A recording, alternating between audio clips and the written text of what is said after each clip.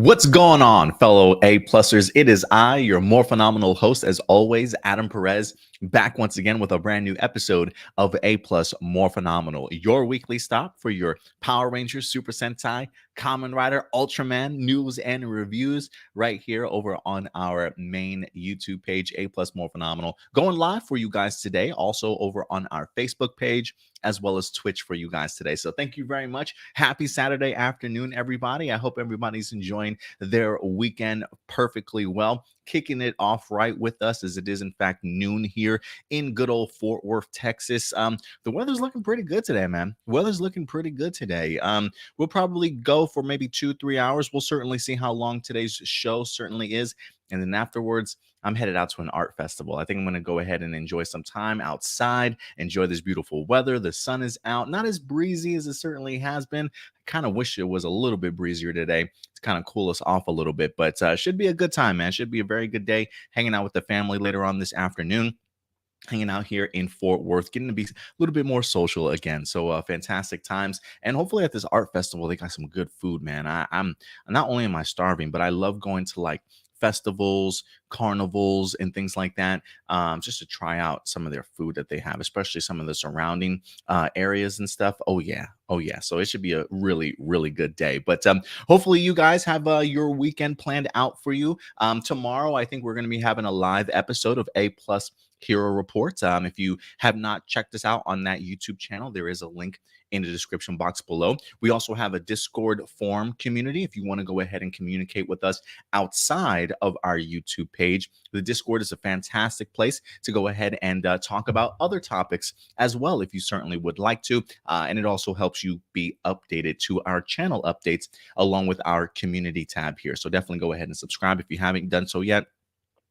I will say this though, we are beginning our countdown, if you will. I think maybe next week we'll have like an official countdown once we get to like the 5-week mark. I think based off of us reviewing episode number 5 right now, I think we got what, like 6 weeks to go before we get to episode number 11 of Dino Fury and truly wrap up A Plus Morphinominal, guys. So again, just a channel update. In about 5 or 6 weeks, we will be shutting down A Plus Morphinominal, or at least not creating any new content for it.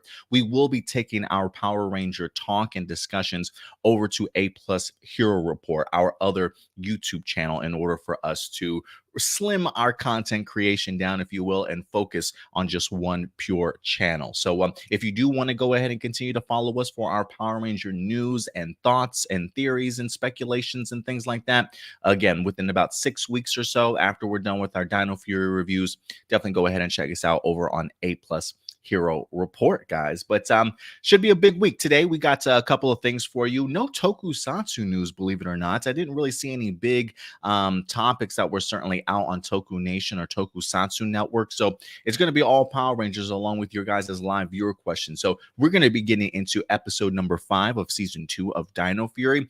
We also have a Fan First Tuesday to look forward to. We'll talk about that in regards to what Hasbro could potentially have in store for us. And when it comes to Boom Studios and Power Ranger comic books, we have ourselves quite the milestone certainly coming up. We're going to go ahead and talk about the Charge to 100, as believe it or not, we're almost at the 100th issue of Power Rangers, which is kind of crazy to wrap my head around. But we're definitely going to be talking about all those topics and plenty more as we get to your guys' live viewer questions at the end of the show. And if you do want to submit a question, feel free to do so at any time during the week if you'd like to aplusmorphinominal@gmail.com. Again, that's aplusmorphinominal@gmail.com. I think right now we got like 30 emails to go over when it comes to live viewer questions. So I'm hoping you've submitted your questions over already. I may be shocked to go jump back into live viewer questions later and there'd be like 40 emails. I have no idea what's going on, but I'm sure we'll definitely go ahead and make sure we get everybody's questions certainly in. Let me go ahead and give some shout outs to people that have certainly joined us today. Looks like we've got about 12 people that have joined us live, or at least watching us live. Some people clearly coming in and out, making their presence known. But we got Harka in the house. What's going on, Harka? Thank you very much for certainly coming through. Enrique Perez is certainly in here with us today. We got Johnny Marrero certainly coming through for us also. Francois coming over from France. Thank you very much, Francois. Good to see you as always. Gabriel in the house making his presence felt. We got my twin up in here, Adam Perea. Good to see you, sir. Adrian Perez, how's it going today? We got Michael Rhymes certainly coming through. Says, what's going on? We got Nicole Robertson in the house too. Blossom, good old L'Oreal, certainly coming through for us today. Kurt Marino, happy weekend, everybody. Happy weekend to you too. We got Carlos is I think it's top of the morning, but maybe I'm wrong. But top of the morning to you, Carlo. Thank you very much for certainly coming through for us today. Ibase is in the house. Good to see you here for our live chat, man. We got Power Rangers Legacy certainly coming through. Jericho Gonzalez is here with us today. We got Frankie as well, making his presence felt. Matthew Rivera, good to see you in here, man. Thank you very much for certainly coming through. John Schuyler gracing us with his presence today. Alexander Rosario, it's finally the weekend. Thank God, right? Thank God, Alexander. I was waiting for this weekend to jump upon us quickly. Jackson Peterson, what's going on, man? Thank you very much. We got Morris in here too. He says Dino Fury is balls to the walls. Awesome season of Power Rangers in a long time. I said it. Good to see you in here, Morris. Thank you very much. I think a new face. I'm not familiar with you, Morris, so thank you very much for gracing us with your presence today. We got Ram Jam certainly in the house. Jordan certainly coming through. Dino Knights, fight for your rights. Good old super sexy in here. What's up, AJ? Thank you for coming through. We got Doomsday in the house today also. Good old Datilla. Thank you very much, Datilla. It's good to certainly see you. Matthew says, did you say fart festival? No, I said art festival. That would be a different festival all in it of itself. That's one I would much rather not attend if I could help it. Midwest Tokusatsu, what's going on, Midwest? Good to see you in here, man. Video DVD in the house. Datilla says, I can't wait for A Plus Hero Report tomorrow. I want to see Indy's wig. You better remind Indy. Hey, bro, you better come through with that wig tomorrow. Gabriel, what's going on, Gabriel? Thank you very much for certainly coming through. And of course, as we wind up having some last minute stragglers, feel free to certainly make everybody feel welcome and part of the family around here when it comes to giving our thoughts. Remember, is my Ethernet cable plugged in? Yes. Ever since you guys yelled at me, I don't believe I've forgotten to put in my Ethernet cable since that moment a few weeks back. Who else we got in here? We got Sarav certainly coming through. I was wondering when you were going to pop in here, man. Thank you very much, Sarav. And listen, guys, especially if you're in the live chat, if you continue to love our content, do us a big favor, man. Hit that like button. Hitting that like button definitely does go a long way, along with leaving some comments after these particular videos wind up streaming. Definitely helps the algorithm for sure. We got Isaiah in the house also. What's going on, Isaiah? Thank you very much for certainly coming through too. Yeah, guys, big changes are headed this channel's way. I went ahead and spoke with my A Plus Opinions gang over on Facebook, and I'm really thinking this is going to be a rebranding 2.0, if you will, of A Plus Opinions. Since we lost our channel, what about maybe a year and a half ago? Man, I can't believe it's been that crazy. While we haven't used A Plus Opinions as a YouTube channel, we did branch off into two YouTube channels, A Plus Morphinominal and A Plus Hero Report, but it's still A Plus Opinions over on Facebook. And so I spoke with them and told them I'm thinking about definitely rebranding, giving us a nice coat of paint. So if anything, the Facebook page will also most likely become A Plus Hero Report, as A Plus Hero Report will end up really being the hub for everything that we really talk about. So if anything, within the next 5 to 6 weeks, probably going to be putting in some work to come up with brand new banners for the Facebook page and our YouTube page.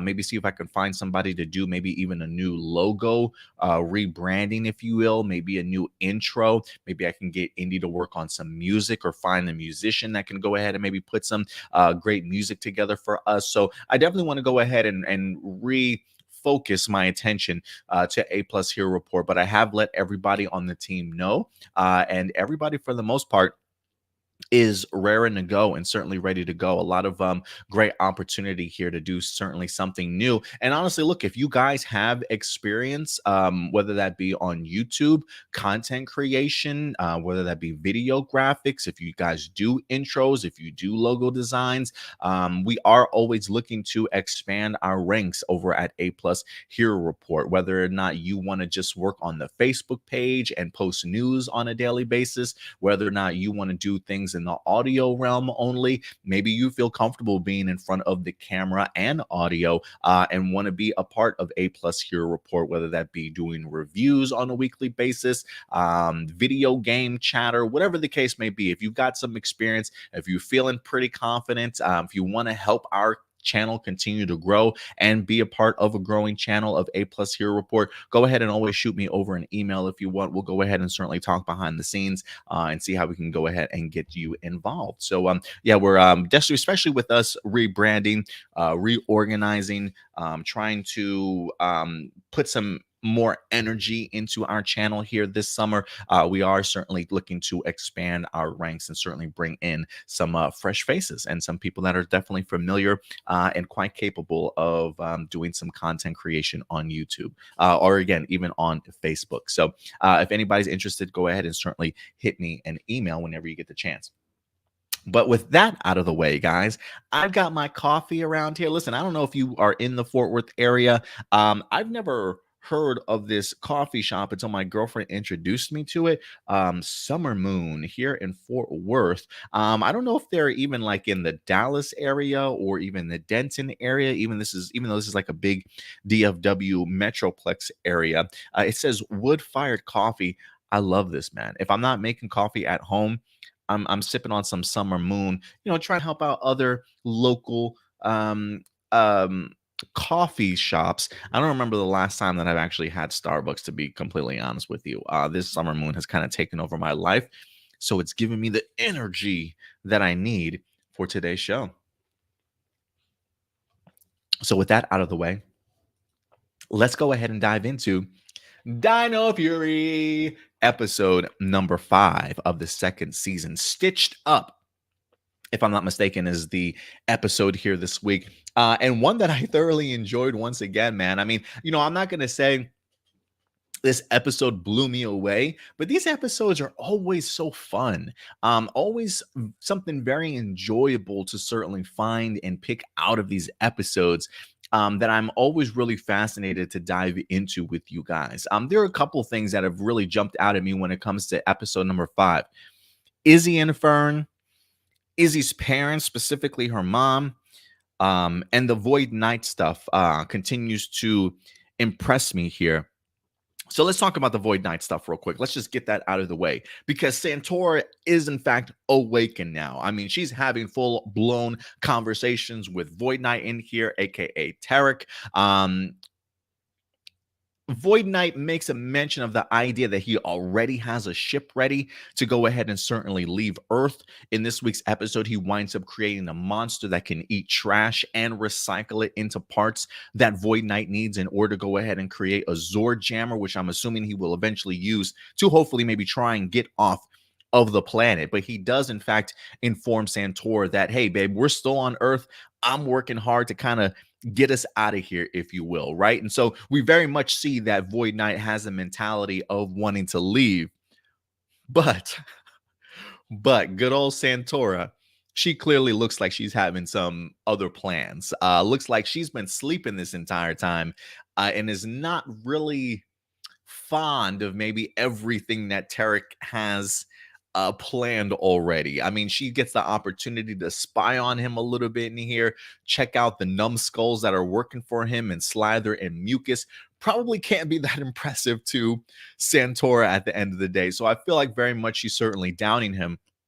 And we talked about this before, right? Like, it wouldn't have surprised me if when Santora does wake up, if there's some pushback between these two, if maybe they're certainly not on the same page and she might have plans of her own. And it definitely seems like that's the case. Like, she's not really fond of the direction that Tarek has kind of gone, right?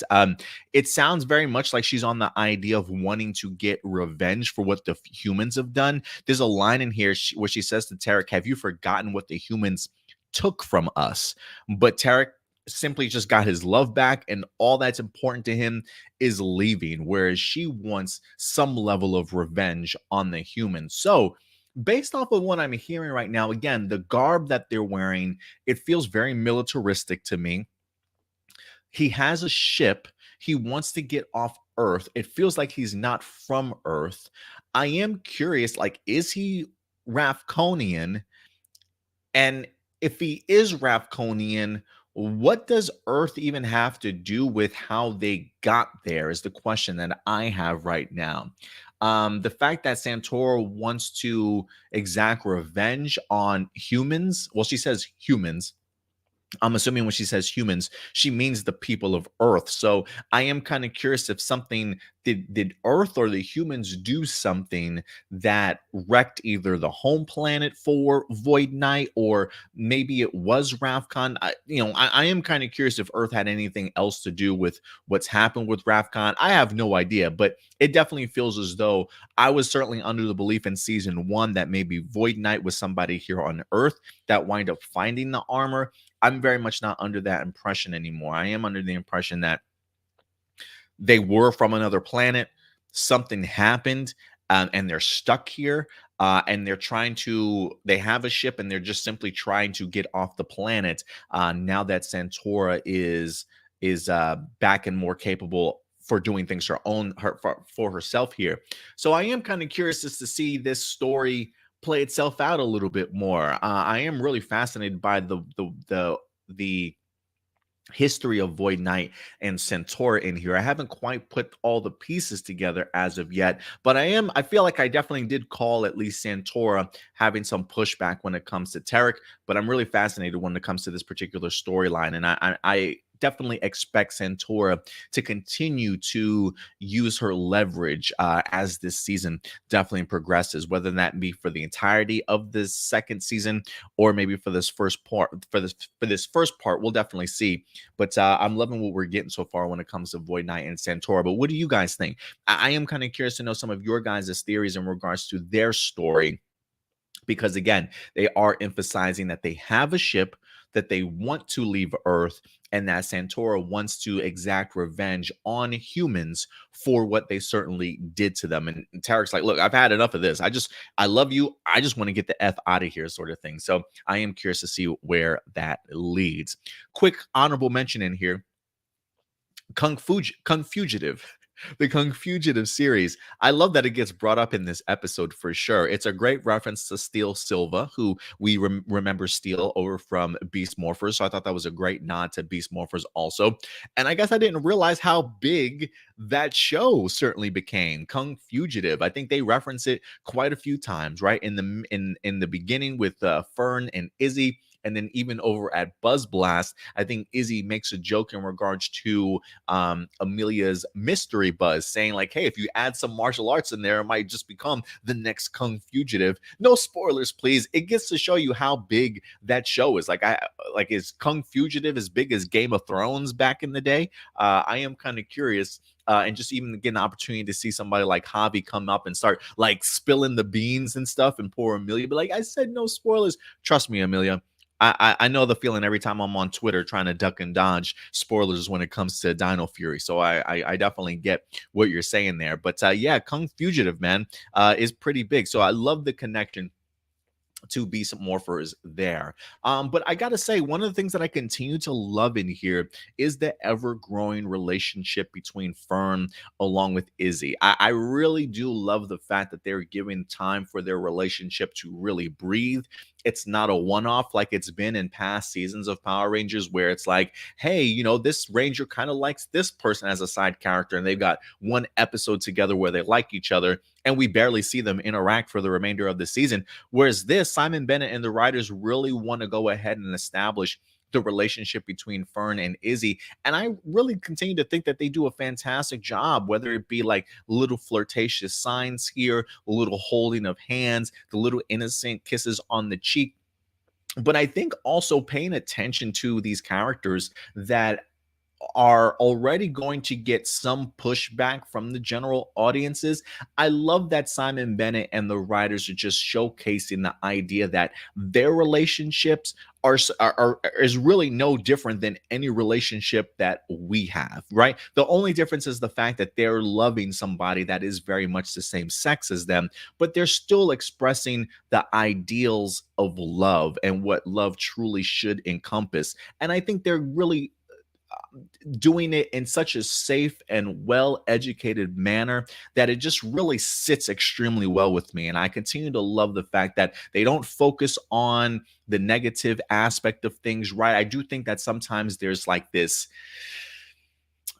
stigma, right? That, oh my God, if you're, same sex relationships, they must be like freaks. They must be like doing something wrong, right? Like kissing and tonguing each other down in public all the time. I feel like sometimes there's like a really uncomfortable stigma that people just think, oh, because it's a same sex relationship or marriage or whatever the case may be, they're going to act differently than me, or it's going to be all in my face sort of thing, right? And so I think episodes like this really cut down at the stigma of how some people negatively feel about same-sex relationships and things like that when you highlight it in such an innocent showcase of just love, right? That we're all simply just the same. And just doing little things like this in Dino Furies, I really do think it truly does go a long way. Because at the end of the day, while it is a same-sex relationship, when I view it, I don't even see it that way almost sometimes. It's just such a natural thing to see two people in love that's all that I see at the end of the day. And so I really love what Dino Fury has been able to do when it comes to those two characters. And even getting the opportunity to see them celebrating prom in here, right? Fern wanting to ask Izzy clearly wanting to ask Fern also, her mom popping up out of nowhere from behind the bushes to certainly surprise them. I thought it did go a really long way in establishing the idea of a prom, and just seeing those two. And can I just say, the outfits, incredible. Incredible. I love the dress that Fern certainly had. And shout out to the suits. Oh my God. Tessa Rao just rocked that suit incredibly. She looked amazing in it. The all-white suit, the kicks, the green shirt underneath. I mean, damn. I would love to rock an outfit like that. Tessa Rao just has the swag and the confidence to definitely go ahead and rock something like that. And seeing her opposite of Fern, what a drop dead gorgeous couple these two absolutely make. I was just really blown away and really even love the group photo that they wind up having. Seeing Javi roll up in the limousine, classy, very fancy, and then having the friends pop up, really cool emotions, I think, to experience and see at the very end of Dino Fury here. A really big moment for Fern and Izzy, and to have her friends there and her family and her brother and stuff like that. That what an amazing moment, and I think they captured it extremely well. Shout out to Bert Selling also for great musical composition during that particular time too. Great directing at sunset. It just that last sequence just honestly had an entire mode and mood about it that I was absolutely loving every single step of the way. So great stuff in regards to the Izzy and Fern thing. The little Charlie's Angels poses. I loved all the photographs that they wind up taking. It just really made me feel great in regards to seeing their relationship continue to grow and blossom between those two. And it's honestly something I hope to continue to see as the season definitely progresses. One of the other things about this episode that I really enjoyed was getting the opportunity to see Izzy's mom in here. I did say, oh, wow, in my notes. I said, so we went all season 1 without knowing she had a mom nearby. Like, we were so used to just seeing Warden Garcia that I honestly thought all season 1 that something had happened to the mom. Like, did the mom die? Did they have a divorce, right? Did they split up? Is the mom not around? Is she a deadbeat mom sort of thing? Nobody talks about her whatsoever. So to be able to see all of a sudden now a mom showing up in season 2, I'm like, well, damn, it's about time you decided to be a part of your daughter's life. No, I'm sure she always is, but it is cool. I enjoy the continued introduction to parents when it comes to this season, even though it took us forever to certainly get there. But I did find it fascinating too, just get the opportunity to see Izzy's mom and dad interacting, especially with her. I feel like while we did get a lot of Power Rangering in here, I really did like the focus of Izzy with her parents and having both parents in this episode. I feel like the last time that we saw both parents really interacting with their child, I gotta think maybe Nate from Beast Morphers when Nate's parents came in to visit or something like that. But I feel like it's a rarity where we have these family moments with our Rangers. And so I think if anything, the family dynamic of this really went a long way for me. Just the little subtleties of seeing Warden Garcia try and like hide the camera because he knows that Izzy hates taking pictures and stuff.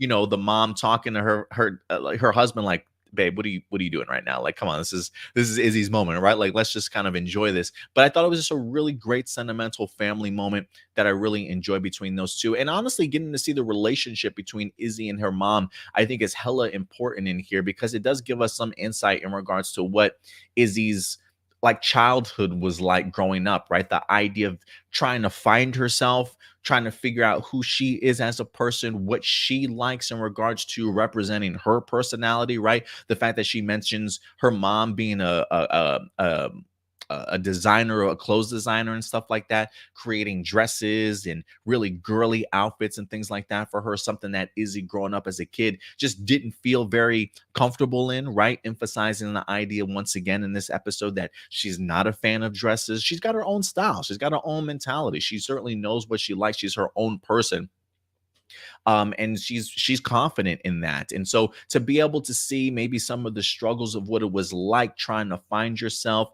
find your own personality and own style, and then also having to see how the parents kind of navigate through all of that, right?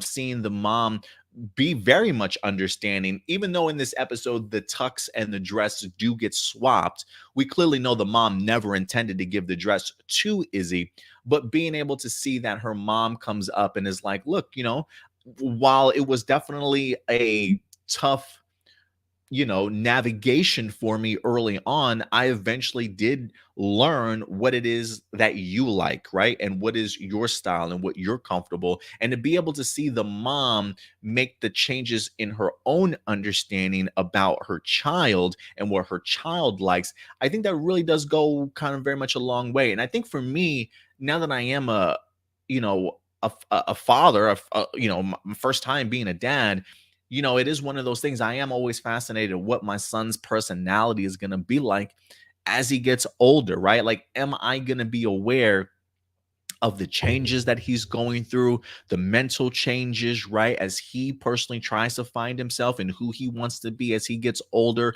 Can I mentally take what I want for my child and that I might put on him at a young age? Can I eventually recognize that he has his own personality and his own ways that he certainly wants to do things, and will I be able to change with that, right? And I think for some parents that's really difficult for them to kind of accept, especially when they come to find out that maybe their child is gay or lesbian or whatever the case may be, right? So the fact that we get to see Izzy struggling as a child, finding herself, understanding who she eventually is, and a mom who's very much understanding of that and has had to make those course changes and corrections and stuff to kind of see where they've come as a family and as a mom and daughter relationship. I think that's really cool, honestly. And I think to be able to showcase the fact that, you know, parents can be supportive of their kids, that it doesn't always have to be necessarily a train wreck when it comes to coming out or finding yourself, right? That there are certainly are some parents that are still always going to love you for who they certainly are. So I thought they did a really great job in some showcasing of some issues that Izzy might have experienced as a kid, the issues that some people and the worry that some people might have in regards to how will my parents accept me. I honestly think that this episode of Dino Fury did a fantastic job in really showcasing the positives out of those situations, honestly. So great stuff when it comes to the mom along with the Izzy relationship and just seeing how truly close they definitely have become. But man, I love the showcase of the mom in here. I truly, truly did. When a couple quick honorable side mentions Also, Mucus does get eaten in this episode. What is it? Junkalo, I believe, is the character, the villain here this week. He's literally sucking up and eating trash and spitting out extra parts, trash to treasure, very much so. But Mucus actually accidentally winds up getting eaten in here, and his stomach isn't as ironclad as he thought, as he unfortunately can't keep Mucus down, can't keep a good Mucus down. You know what I mean? So I thought that was actually pretty funny to kind of see him regurgitate Mucus in this episode. And then the action really worked for me in this episode. I love the idea of battle sort of on two fronts, having the team split up where we get ourselves a Zord battle once again, that smash formation looking absolutely incredible. I think it starts off with 3 Rangers, right? And then I believe it's the Garcia siblings along with Ion that go ahead and take care of Void Knight, which the Void Knight stuff, I know it was a mixture of original footage and Super Sentai footage, but I thought they did an incredible job in regards to blending the two. Some incredible action. Seeing Javi with the blazing armor looked incredible also. I was actually a really big fan of that fight, maybe more so over the Zord fight that we wind up getting in here also. But great stuff, man. Great stuff. I know some people were hitting me up this week and even next week, like, or last week, like, man, when you get to episode 5, you're gonna see what everybody's so upset about when it comes to the Izzy and Fern stuff that are really gonna trigger some people. I mean, I get it, but I'm still not seeing enough to trigger people. I mean, just the idea of going to a prom together, I think is as innocent as it comes. I don't know if the kiss on the cheek continues to bother people, but that's about as innocent of a kiss you can give anybody. Like girlfriends give each other kisses like that all day long, right? So, I personally didn't see anything triggering in here, but if some people were triggered, hey, that's definitely on you. But I thought it was a solid episode, man. I enjoyed it. Again, this didn't blow me away, but I definitely enjoyed the episode for what it was. Had some really great moments in it, some really great character development. The Santora and the Void Knight stuff definitely has my focus as of right now. The Iz and Fern stuff continuing to grow the relationship, fantastic. And honestly, when it comes to Tessa Rao, especially in that suit, I mean, my God, I mean Tessa, oh my God, I mean this girl, incredible stuff, man, incredible stuff. Tessa Rao, I think, is probably like out of all the Rangers that we've gotten so far, she's probably the most impressive in regards to acting wise. I think the fact that they continue to give her as much screen time as they do, I think goes to show you how solid of an actress that she really is. I mean, the levels of sass and personality that really like radiate off of Izzy in any particular moment. I mean, even the dress situation looked like it wind up getting her into tears, sort of thing, almost. I looking at it now that we're into the second season, I got to think that Tessa's probably the stronger actor out of the 5 main that we have right now. But I continue to love anytime that it's focused on Tessa because she really can carry an episode for herself. But guys, listen, at the end of the day, these are simply just my A+ opinions. I simply want to go ahead and know yours. Let your thoughts be known in the live chat or the comment section box below after this video airs. And let me know what you guys thought about Stitched Up Season 2, episode number 5. And again, if there's anything that I missed, whether that be character moments, storyline details, Easter eggs that you guys want to go ahead and continue to talk about, please go ahead and let me know in the live chat. And so with that, we will turn this over to the discussion forum aspect of things. And let's see what you guys are saying in regards to this week's episode of Dino Fury. Dino Fury.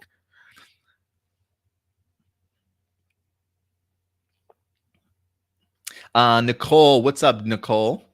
You're going to love Santora and Tarek the rest of the season. That's all. Oh, I'm sure I am. I'm sure I am. I mean, just a little bit of headbutting that we did get in this episode, I was like, ooh. Like even the idea of her watching the monitor and she's like, oh, you've got some sporks beasts, and seeing Tarek look up at the screen like, oh shit, She's fucking spying on my ass. Okay. This is weird. Oh, so you've seen what I've been doing, dear. Like he's like, oh, you've been spying. Okay, this is weird, but okay. I think it's even getting the Tarek a little bit also. Like something's going on here. So I will be curious to see, like, are these two gonna duke it out at some point in time? It wouldn't surprise me. I'm just gonna say that. It would not surprise me. Let's see here. So Rob says, would you say Izzy is the breakout character in this series? Absolutely. Yeah, Izzy is definitely the breakout character. I feel like she's had more. If she hasn't had more spotlight episodes on her, which I think she probably has, but I think she also probably has been even more involved in other people's storylines too, right? Because I feel like even if it's a Javi centric episode, Izzy's not too far behind. And again, I think even in episodes that aren't hers, I think she still has a way of taking over a scene when she's kind of the focus. So I'm been really impressed with Tessa. I truly have been. And what's kind of crazy is the fact that Tessa, if we recall, Tessa almost didn't even make the cut, right? When it comes to Power Rangers, she wasn't even one of the initial sort of rumored Rangers. And Tessa wind up sort of coming out of nowhere and really just flooring us, man, flooring us. Good old Jackson Peterson. Hey, man, Starbucks is awesome. Yeah, Starbucks is awesome. Don't get me wrong. I love me a good old white chocolate mocha, especially during their seasonal time. They got the toasted white chocolate mocha. They got some great stuff. They got some great stuff. A little bit too expensive if you ask me though. But yeah. What else we got? Jordan says Dunkin' Donuts is better. I haven't had Dunkin' Donuts coffee in forever. Doomsday says the reveal of Izzy and Javi's mom got me kind of worried how they're step siblings if they and their parents share the same last name.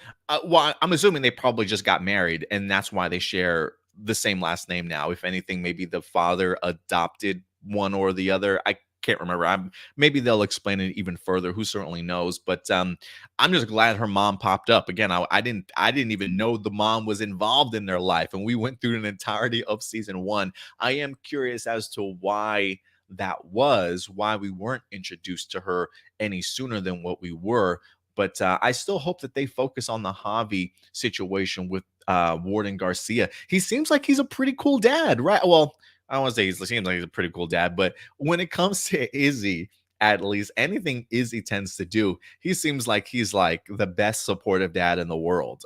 So I am curious to see if Javi will get that same sort of love or something's gonna turn up. So we'll see. Matthew says, may I say that Jared Turner, who plays Tarek, is buff? Yeah, homeboy's got some guns. He's got some guns. Datilla says, Doomsday, it's possible that Javi's dad adopted Izzy and took his last name. Yeah, that's one thing. He's probably just maybe adopted him.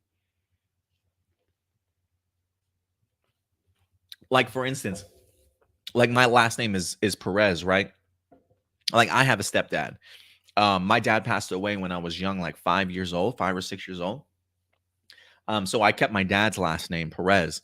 My mom and my dad were never married, so her name was Georgette Harvin. She got married to Rick Taylor, so now her name is Georgette Taylor. My name is still Adam Perez.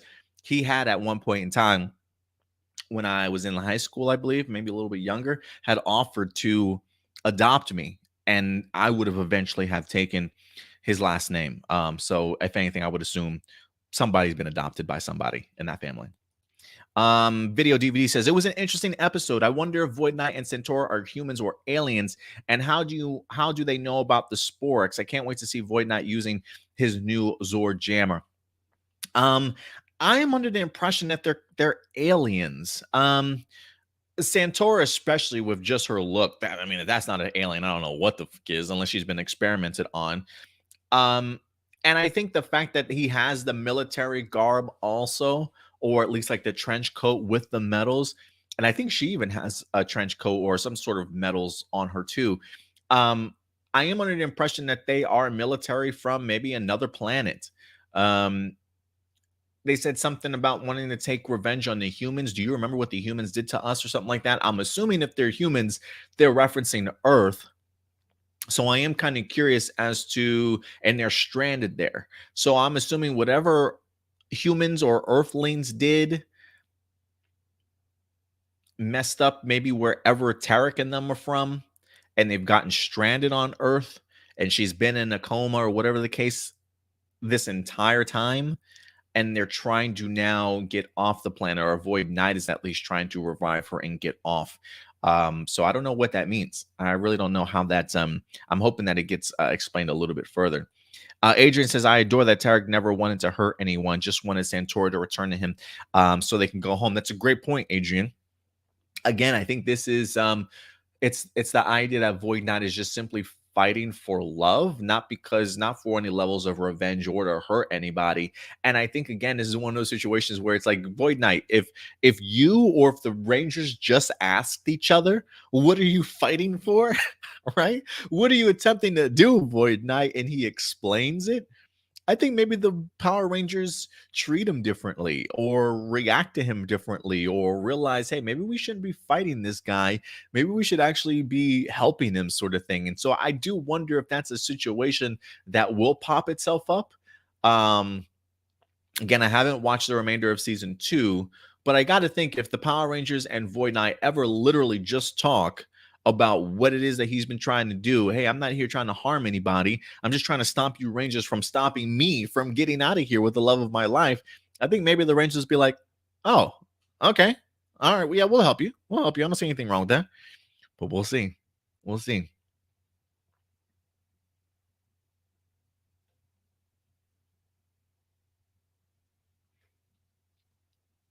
Nicole says the scenes at the residential area of Izzy's mom's house is beautiful. Reminds me of MMPR season 2 and 3. Must be amazing for fans and people watching the show being filmed there. Oh yeah, in the residential area that they had. Yeah, it was a really great location. Again, even being out there during the sunset and stuff, I thought they really captured some amazing shots and some amazing images of the cast and crew in here. I really did love that final photo that they took as a group on the outside of the limousine and stuff. Really great photos. So yeah, Nicole, definitely a great area.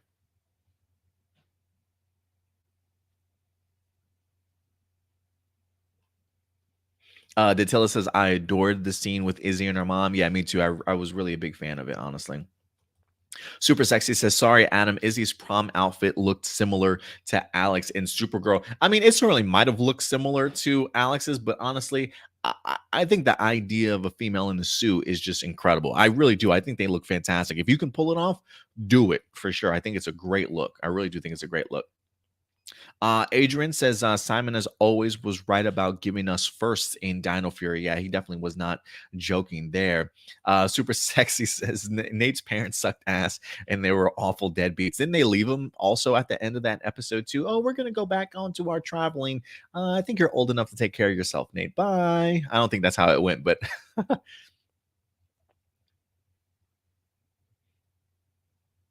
Adam says, I love episodes like this where we don't always need the Rangers fighting as Rangers. Give us some taste of their lives. And that's what we were just talking about, was the idea that, this episode took the Power Rangering took a back seat in this episode. Like, again, while we definitely got some Power Ranger aspects in it in regards to a final scene, the battle on two fronts that we certainly talked about towards the end, I think the idea that they really balanced out the Rangers' lives in this episode and focused on it a little bit more really went a long way for me personally. So I'm a fan.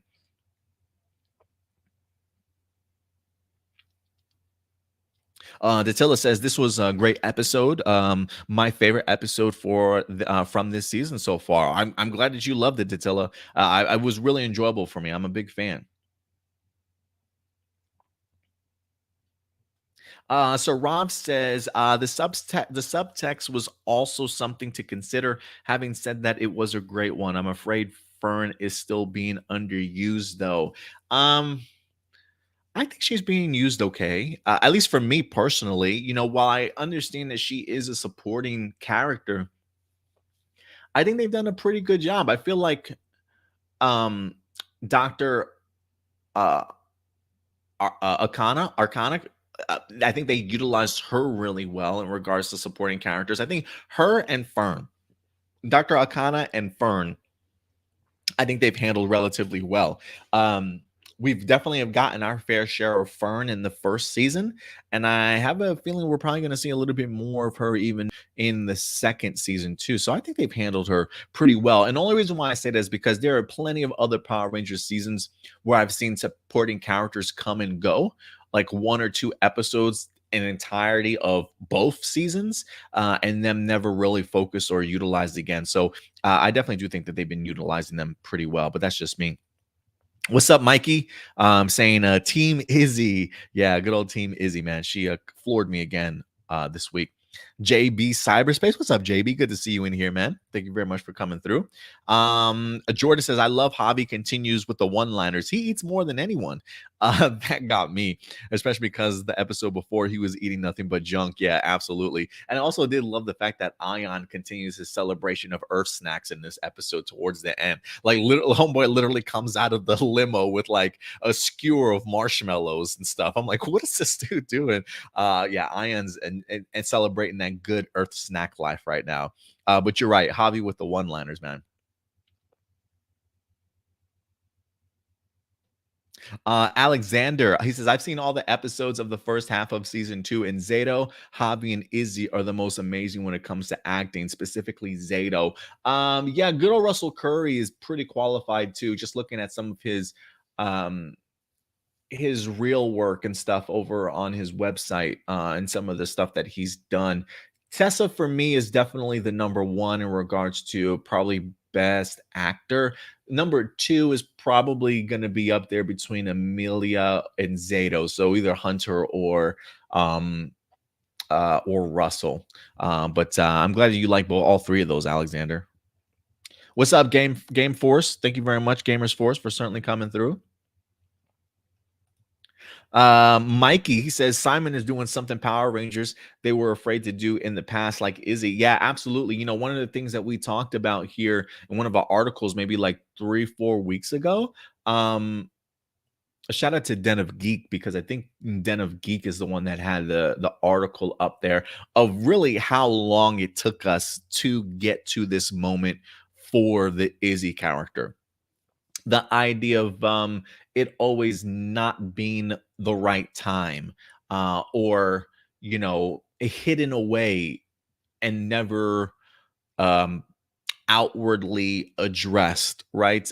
So you're absolutely right. The fact that we have gotten to this point in society and culture, well, now Simon and his writing crew can really push that envelope.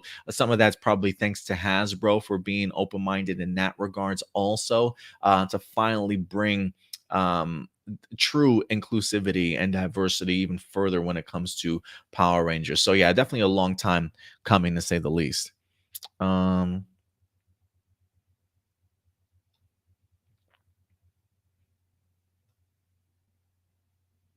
So Rob says Izzy is the adopted one here. Okay, that'd be interesting. I don't know how that works out, but we'll see. Doomsday says Izzy is seriously stealing the show from the other Dino Fury Rangers. Yeah, I mean, this is at this point, Izzy really is kind of I think it's probably her, Zato, and Amelia. I think are probably like the three main focuses, right? Amelia, because I think there's still speculation and theory about her parents, what's going on in that regards, along with the idea of Zato and the whole Rafcon situation, right? I think they probably have like the three biggest storylines working out for them right now. Oh, Johnny Marrera says, can we talk about Void Knight's high jump kick on Ion? That was awesome. Yeah, when he goes to stop Ion from destroying his machine, great wire work in there in regards to having him do a couple revolutions, I think, of spins after he winds up kicking him and landing on the ground, sort of thing. That was a pretty cool move, Johnny. I agree. John, he said, I don't recall in Super Sentai Real Soldier if Void Knight has a Megazord of his own. If so, do you think we will see at least for a couple episodes in Dino Fury?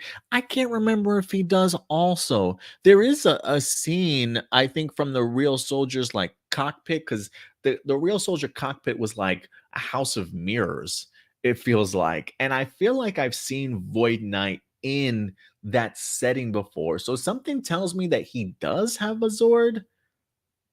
but I could be wrong. Like, I wonder if his Zord is also the ship that he's referring to. It can change from a ship into a Zord. I don't know, but maybe I can't remember. I can't recall off the top of my head either.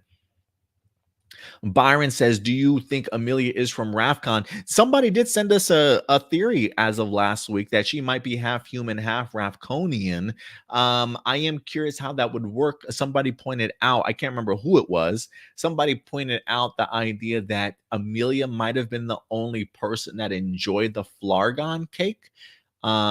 And believes that, like, if you're from Rafcon, then you have the taste buds to maybe appreciate it. Again, the evidence that they gave that Amelia might be Rafconian was um pretty suspect, right? Like, I think he only pointed out 2 points, some interesting points that definitely make one think, but I don't know. I really don't know the whole Amelia situation. I really don't. There's a part of me that wants to say she's not related to them, but it's just because we're so far into season 2 that I feel like they haven't focused on it as much since season 1, since that haunted house situation. So I don't know if we're just leaping to conclusions, or we want something so badly to be there that it's really not. But I don't know. Like, if she appears to be Rafcon and she has relations to Void Knight and Santora, it wouldn't surprise me. But it feels too on the nose. But I could be wrong though. Doomsday, absolutely. He says, if I'm not mistaken, Void Knight never mentioned anything about destroying the Power Ranger. It was just all about collecting Sporex to save Santor. Yeah, it feels like his animosity towards the Power Rangers is just from stopping him of trying to bring back the love of his life. Had you I don't know if Void Knight would have ever just gone out to find the Power Rangers for himself and kill them. You know what I mean? So I think you're definitely right about that, Doomsday, along with some other people that have kind of mentioned that.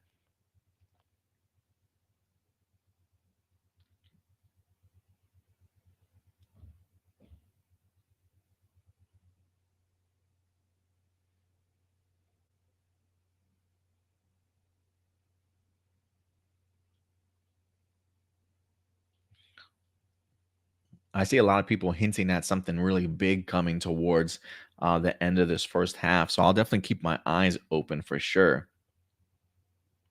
Jordan says, if my woman surprised me wearing a suit, I think I'd like it too. She may ask you to wear the dress, though. Also, no, I'm just kidding. But no, I think it's a hot look. I really do. I think it's just a swag, confidence look.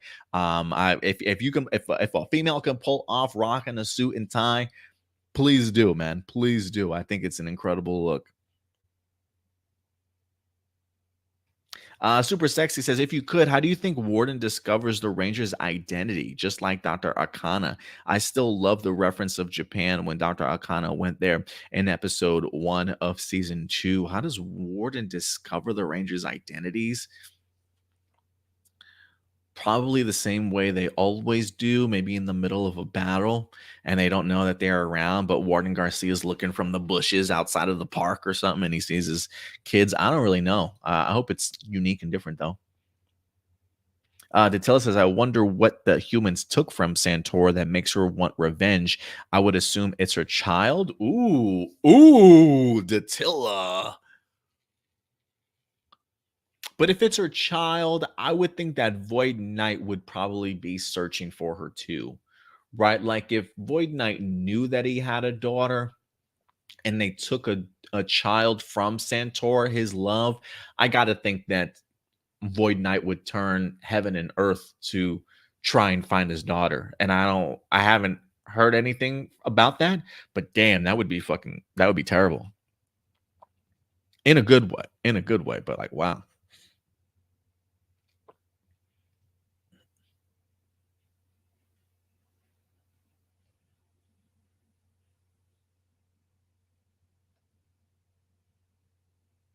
Sarav, thank you for the clarification. He says in the 4th episode of season 1, Izzy says technically stepdad. Thank you for that. I definitely missed that. So thank you. What's up, Sam? Good to see you in here. Yeah, I love the way that they handled this episode. I was a big fan.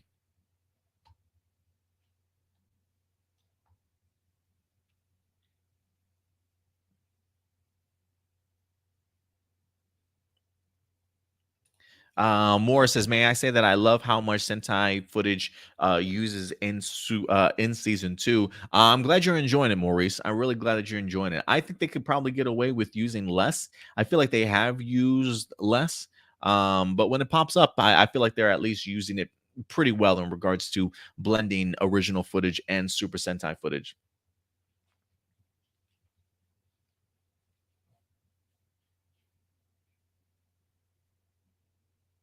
Usai says a conversation would have been nice, and the Rangers would most likely help. But by this time, they have little reason to trust them. Yeah, deep into season two, after all the battles that they've definitely had, it might be a little bit harder now for Void Knight to express just why he is doing what he's doing and to maybe get any sympathy from them. But I don't know. I mean, I feel like if you're a Power Rangers, there should be a level of sympathy, and empathy that they should certainly have. So, like, I can see maybe like Amelia being the one to be like, maybe hold the Rangers back, like maybe we should listen to him, sort of thing, right? I do think maybe you'll have one of them, one of them.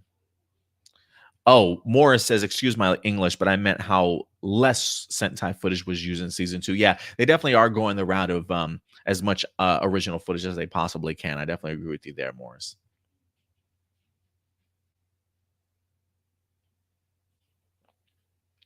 But yeah, guys, I guess other than that, I think that'll probably do it in regards to this. You said to say, I wonder if Warden Garcia shows Izzy more love because she is his stepdaughter. I won't ruin anything about the future, but it seems like a plausible reason for the favoritism. Possibly for sure. I feel like the stepdaughter, stepson situation, I think could probably go either way based off of just families in general. But definitely could be. Definitely could be. I am looking forward to it, Usai. I definitely want to see a little bit more explanation in regards to how that family dynamic really works out for them, honestly. But yeah, guys, other than that, I think that's going to wrap it up here for our review and discussion of episode number 5 for season 2 of Dino Fury, guys. And next week, we definitely will be back for episode number 6. So really looking forward to it. Really enjoying season 2 so far, man. I don't think I've seen a bad or weak episode so far as of yet. Really great trajectory, change of course from what we had in Beast Morphers season 2. That first half at least was definitely a little rough and a little very life lesson heavy, if you will. This time around, I think they've got a really great balance of storytelling and action and some great character work. I think they're really killing it in that department. But again, guys, at the end of the day, these are just simply my A+ opinions. I want to know yours. So let your thoughts be known in the live chat or the comment section box below. And we'll definitely continue to talk about it all throughout the week until we see you guys next week. Byron says he gives this episode 5 a 4 out of 5. Very nice. Nicole says the finale is going to be incredible, according to Hunter Dino. Yeah, I do not. I mean, I definitely trust her when she says that. I mean, I feel like the cast in general has been hyping up season 2 so much that I don't even think we're ready. I still don't think we're ready.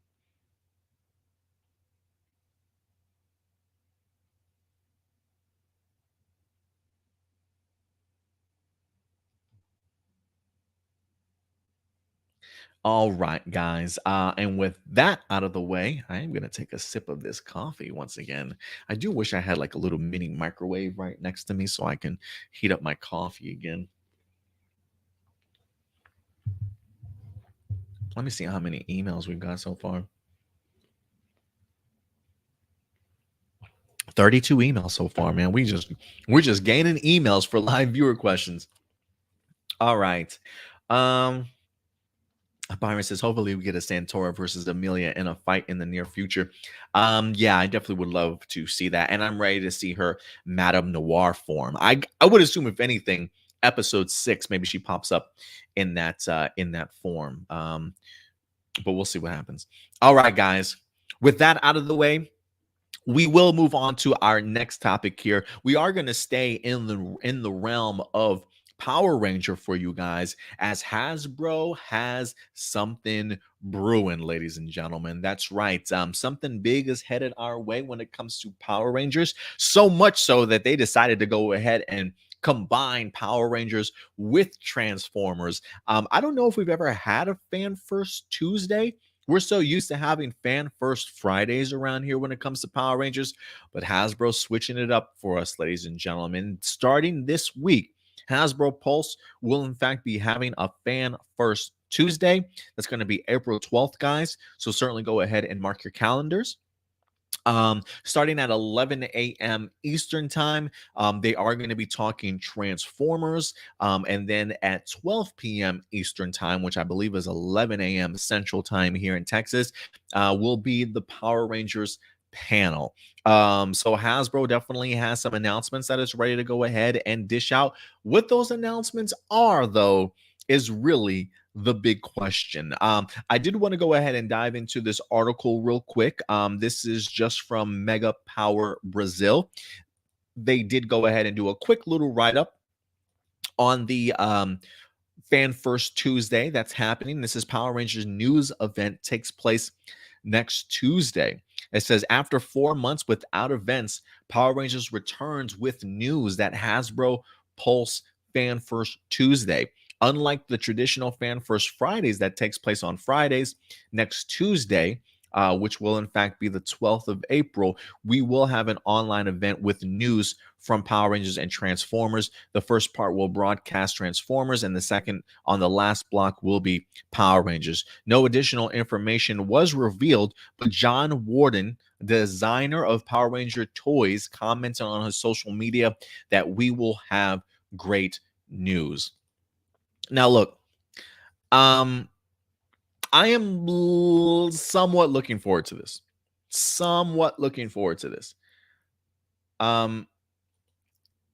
I say that just because Fan First Fridays have burned me before, as they have burned plenty of us. So anybody that's really hesitant of getting their anticipation level a little bit hyped for this, I understand. I understand where you're coming from for sure. There have been plenty of times when it comes to Fan First Fridays, we've kind of gone in there with the anticipation of, ooh, we're going to get some big Power Ranger news, guys. Some big Power Ranger news. Whether that be toys, movies, television, right? I mean, I remember past Fan First Fridays where we spent weeks speculating in regards to what Power Ranger movie news could we get now. Are they going to give us a release date, or are they going to let us know casting's begun? Are they going to give us a title, right? Like we've are they going to showcase us the next season of Power Rangers, right? Like I feel like we go into these Fan First Fridays with a lot of expectations. Well, you know what, guys? I'm gonna be honest with you. Not anymore. Not for me. Not for me. I'm going in here with the least amount of expectation I possibly can. And look, I'll be honest with you. There are some people over on Twitter. There are definitely plenty of people that are really hyping this up. And they probably know a lot more than I even know in regards to what's going to be talked about here. But at the very end of this article, when I've got John Warden, the designer of Power Rangers toys, commenting on his social media that we will have great news, there's a part of me that just thinks to myself, here we go again. More toy news, simply just for Fan First Friday. I didn't see anybody from the entertainment side that was asked a question, talk about their hype level for the news that's being revealed. When I think of Fan First Tuesday, I think to myself, a bunch of Lightning collection. Maybe a bunch of Lightning collection. Maybe if we're lucky, Boom Studios in regards to talking more about their Charge to 100 moment. Who knows? Look, I've seen Jinsaku. I've seen other people on Twitter talk about this is a can't miss moment. You can't miss it. And maybe you can't. Maybe you gotta certainly tune in. And trust me when I say I will certainly tune in. But where's my anticipation level? Where's my expectation level to get anything really momentous out of this? It's like down here. It's like down here. It's like off the screen, honestly. Again, when the toy guy is saying, hey, we've got some great news, my anticipation level right now for Fan First Tuesday is brand new toys. I'm hoping that I'm wrong, I'm hoping because of the fact that this is teaming up with Transformers and Power Rangers that it's going to be monumental. There have been rumors in the past. A couple of weeks ago, Jin Saku was mentioning that Jonathan Entwistle had an interview with Deadline. That Deadline was going to be dropping that interview here in a couple of weeks. People have hinted at the idea that maybe this is where we get some Power Ranger news when it comes to maybe the 30th anniversary, maybe when it comes to the movies. I just feel like Fan First Fridays haven't really been set up to deliver us news like that. But since this is a Fan First Tuesday and it's being combined with Transformers, maybe there's a possibility that there is something big coming. But I'm going to tell you right now, I'm not going to get my expectations up at all. At all. I'll go into Fan First Tuesday with very much an open mind, hoping that we get this information. But the only thing that I'm expecting at this point is Lightning Collection toy news is the only thing that I'm personally expecting. If people want to say, but Adam, we're gonna get other stuff too. Hey, you go on, believe that. I've just believed that too much in the past to have been wrong and be bummed and disappointed. So I'm just not even gonna go into the Fan First Tuesday with the expectation of learning anything about a 30th anniversary, anything about a Jonathan Entwistle reboot. I'm just gonna go in there expecting Lightning Collection stuff and maybe Boom Studios comic book talk. If you want to go in Fan First Tuesday with more expectations than that, feel free to. Feel free to. But while I will watch it, I don't think we're gonna get too much of anything. But I hope I'm wrong. I really do hope I'm wrong, especially if Jin Saku is really pushing this, that maybe we can get some details. I'm hoping that we can.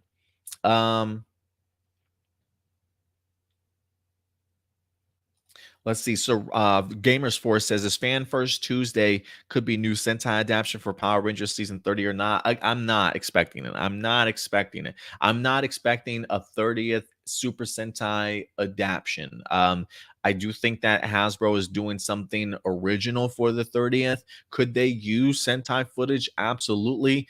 Could they use past suits? Absolutely. But if we're talking a direct series adaptation of Super Sentai, I do not believe that that is what we're getting at all. The fact that they're only filming for 4 to 6 weeks tells me that you cannot film an entire season of Power Rangers in that time. So they're doing something significantly different, limited or miniseries, or a movie of some sort. It may be influenced from something Super Sentai. It may be something completely original. But if we're talking new Sentai adaptation, no, I'm not expecting that at all to be announced at Fan First Tuesday.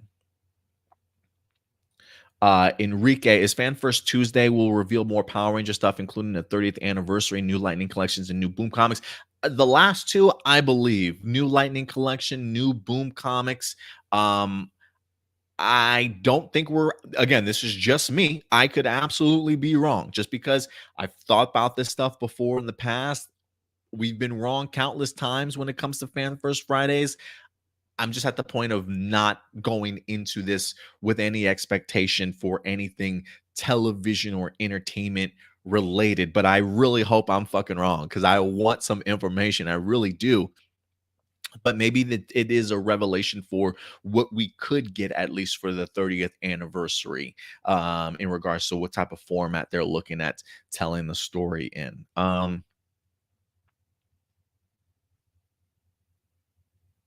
Mikey says, the toxic fandom killed the fan first for me. I don't blame you. I don't blame you. I think the people that sometimes tend to join the live chat are very entitled at times. Some people are just never happy with what is given to them and they always kind of want more. And sometimes even seen in the live chat, can you shut the live chat off? Absolutely. But sometimes it's just really atrocious to kind of see the anger and like the outrage sometimes of the fandom of wanting more than what we're getting, and really get into some of these people sometimes just to showcase their toxicity and their entitlement. So I definitely get it, Mikey. it could very much be a turnoff at times. So that's why I've definitely have gone into these fan firsts lately without the live chat on, just to actually hear what the people are saying, because people are just unfortunately never going to be satisfied. They're always going to want more, never going to be appreciative of the things that they wind up getting. And always are unfortunately going to have something to say. So I like to turn off my live chat when I go into these fan firsts, just so that the the other toxicity doesn't fall onto me either. But we'll see what happens in here, man. I'm hoping, because of the fact that they're combining these two, who knows, maybe they're going to announce we're taking the Transformers franchise and the Power Ranger franchise and we're combining it together. That's what Jonathan Entwistle is working on, guys. We're going to be putting together a 30th anniversary that brings together Transformers and Rangers and merges them into one, and that's going to be the Jonathan Entwistle. I don't know, guys. I'm just throwing shit out there.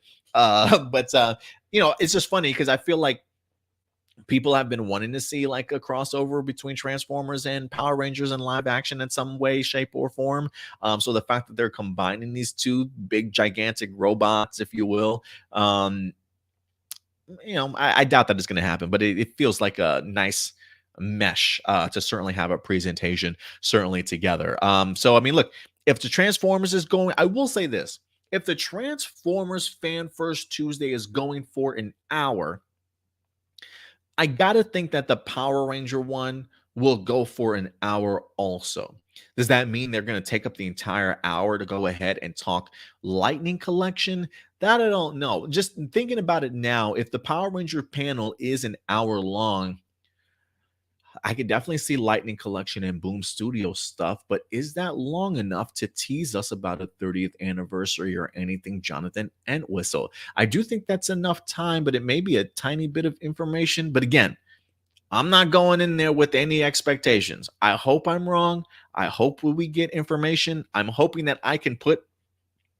hoping that I can put together a new video in the middle of the week highlighting all the fantastic announcements that came out of Power Rangers Fan First Tuesday. But I'm gonna keep my expectations low, guys. I'm gonna keep my expectations low so that I can be certainly surprised, and hopefully you guys do the same. But I would like to know, what do you want to see certainly announced? I mean, if I had my way, definitely 30th anniversary, Lightning Collection, along with a Boom Studios information. That's personally what I would like to see. What would you guys certainly like to see when it comes to the Fan First Tuesday? Let me go ahead and pull this up if you guys want to see the full poster itself. I do love the poster designs that they're creating for these Hasbro Pulse Fan Firsts. They look pretty sharp. They look pretty good. But yeah, guys, go ahead and certainly let me know your thoughts. I want to see if I can pull up Twitter here. I wonder if Jinsaku has said anything in regards to what we could potentially be getting. But who certainly knows? I know the push for Quantum Continuum continues. Hell, who knows? Maybe we get a good old David Yost announcement in regards to Quantum Continuum and what we can certainly expect. Edward Sanchez Productions says, I'm very excited for Fan First Tuesday. Me too. I work that day. There is a part of me that's wondering if I can. That's at 11 o'clock. Man, I was going to say maybe I can try and take that day off, but it's going to creep up on me really quickly. And I don't know if my job will be cool with a quick turnaround from requesting a Tuesday off on a Monday. You know what I mean? If anything, I might have it on in the background live watching, and I probably won't stream it, but I probably will be watching it live. And if there's any information certainly worth jotting down and talking about, I definitely will go ahead and take some notes and see if I can go ahead and put up a video for you guys to keep you up to date as to what happened when it comes to Fan First Tuesday and any big announcements that we certainly might have gotten. So you could definitely expect a video if it's certainly worth talking about. But yeah, guys, go ahead and let me know your thoughts in the live chat or the comment section box below. And with that, guys, we will round up that topic and move on to the next, as we're going to continue with some Power Ranger talk for you guys, as Boom Studios is back in the news. Big milestones are certainly happening here. While it certainly has been quite some time since I've picked up a Power Ranger comic book, which is a little bit unfortunate because I was really enjoying the storylines that they were on. Comic books these days are just very expensive, and I just don't feel like dropping $4 or $5 for an issue, especially when I've got other things that I unfortunately have to take care of now. If anything, I probably will get back into my comic book collecting. I feel like I go in phases. I feel like I'll go like a whole year and then maybe I'll stop for like a year or something like that. Something else might grab my attention and I want to start focusing on more, a little bit more. So it has been a while since we've focused on anything Power Ranger related when it comes to Boom Studios, not because of the fact that they have been telling terrible stories, because they haven't. They've been knocking people's socks off and continuing to be hella impressive. So we want to go ahead and give them some shine because of the fact that, looking back on where Power Rangers started comic book wise and where it's at, it's kind of hard to believe it or not, that we're about to hit issue 100 of Power Rangers, guys. They are officially labeling this charge to 100 as we're headed on our way. Even though we have separated the Power Ranger comics into Mighty Morphin and Power Rangers and started the recount all over again, make no mistake, they certainly are releasing these with legacy issues, if you will, or actual legacy numbers. So while Mighty Morphin might have started out at number 1, make no mistake, there's also a variant cover or an exclusive cover, a legacy cover that has the proper Mighty Morphin Power Ranger issue number on there. So even though it says Mighty Morphin number 1, it technically could be Mighty Morphin Power Rangers issue 80 or something like that, right? And so, even though I think we're getting up to Power Rangers number 18 right now, I think we're technically closing in on like Mighty Morphin Power Rangers issue 90 or something like that. So, we are getting close to that legacy number of 100 when it comes to Power Rangers. And it's just kind of crazy to think about where we've gone, like where we've been as far as like and where we're at today in regards to just the levels of storytelling that we've wind up getting. But they did go ahead and release this over on comicbook.com as an actual exclusive release in regards to this news and information. Comicbook.com usually always coming through when it comes to Boom Studios exclusive reveals. But this was a cover, or at least a portion of the cover for an upcoming Mighty Morphin issue as the charge to 100 begins. But let's go ahead and dive into this article because this is from comicbook.com. And again, I want to go ahead and reveal some quotes that some of the writers for this epic moment certainly had to say some things. So this is from comicbook.com. Power Rangers reveals epic charge to 100 event. This is from Matthew Aguilar. You can definitely go ahead and follow him on Twitter whenever you get a chance. Great guy from what I've been able to see. But it says a new era is dawning in the world of Power Ranger comics. And today we have our first exclusive details on a milestone Mighty Morphin Power Rangers event called Charge to 100. Charge to 100 kicks off this April in Mighty Morphin issue 18. For the legacy run, it is issue 90. We've got writer Matt Groom, who writes Ultraman currently, and artist Moises Hidalgo.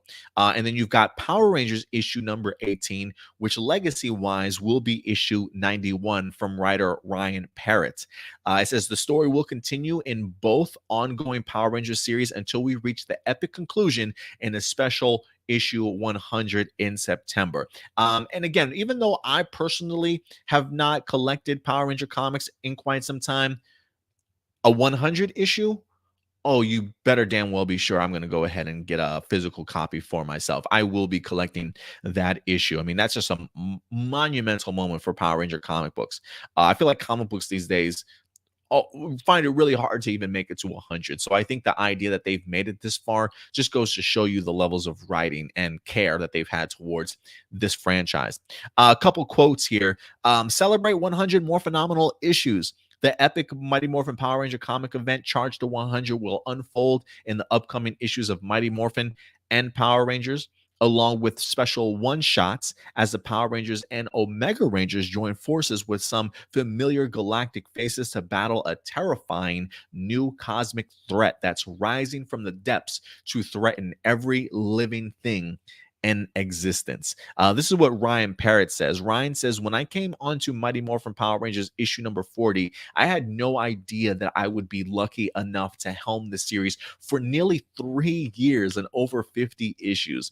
Getting the title to 100 is such an insane accomplishment, and it's both an honor and privilege to have helped play a small part. Congratulations to all the amazing creators who work so hard behind the scenes and the incredible fans who have championed this book all the way to the century mark. That's what Ryan Parrott said. And he's not lying, man. You know, shout out to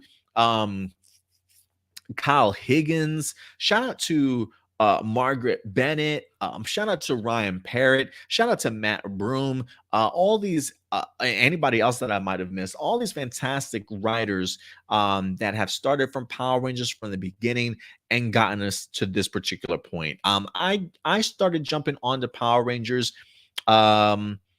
when Power Ranger comic books, I want to say it was the 1960s Power Ranger team when they first started diving into Zordon's first official MMPR team, their battle on the moon, seeing Grace Sterling as the Red Ranger. I believe back then that was Kyle Higgins certainly doing his writing, and I've definitely have come from his writing in Shattered Grid to seeing Ryan Parrott certainly take over with the other storylines that we've gotten. Marguerite giving us the Beyond the Grid, if you will. Ryan with the Necessary Evil sort of storylines and continuing along with the establishment of Mighty Morphin and Power Rangers. Just incredible work.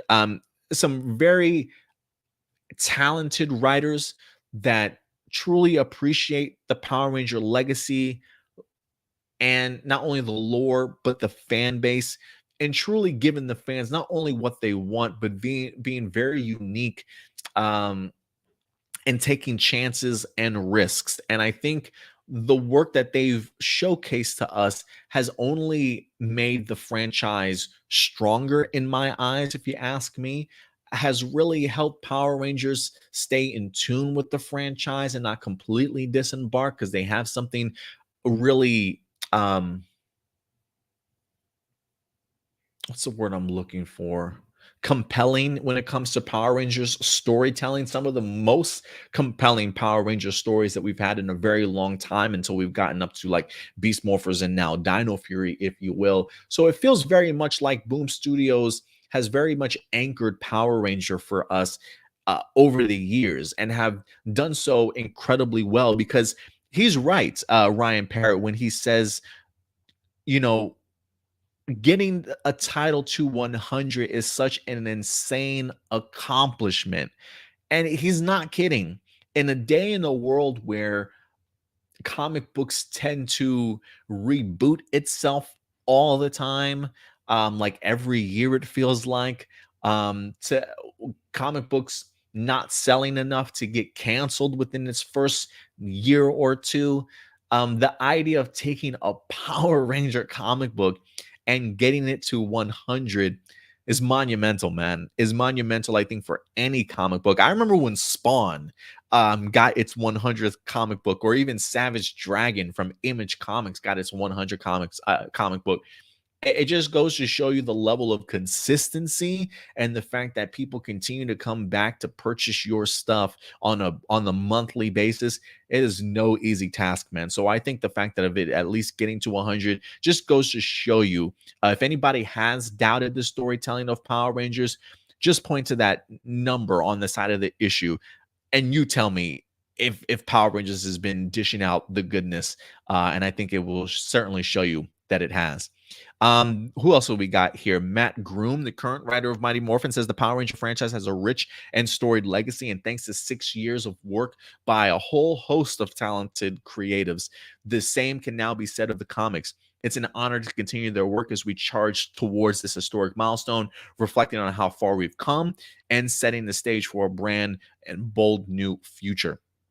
And I get, if there is any question that I have, it probably is going to be, what does the future of Power Ranger comic books look like? With this about to be getting to 100 issues, I do wonder if there's a sense of merging the books maybe back together at some point in time, maybe following the legacy number now that we're about to get to 100 again. I don't know.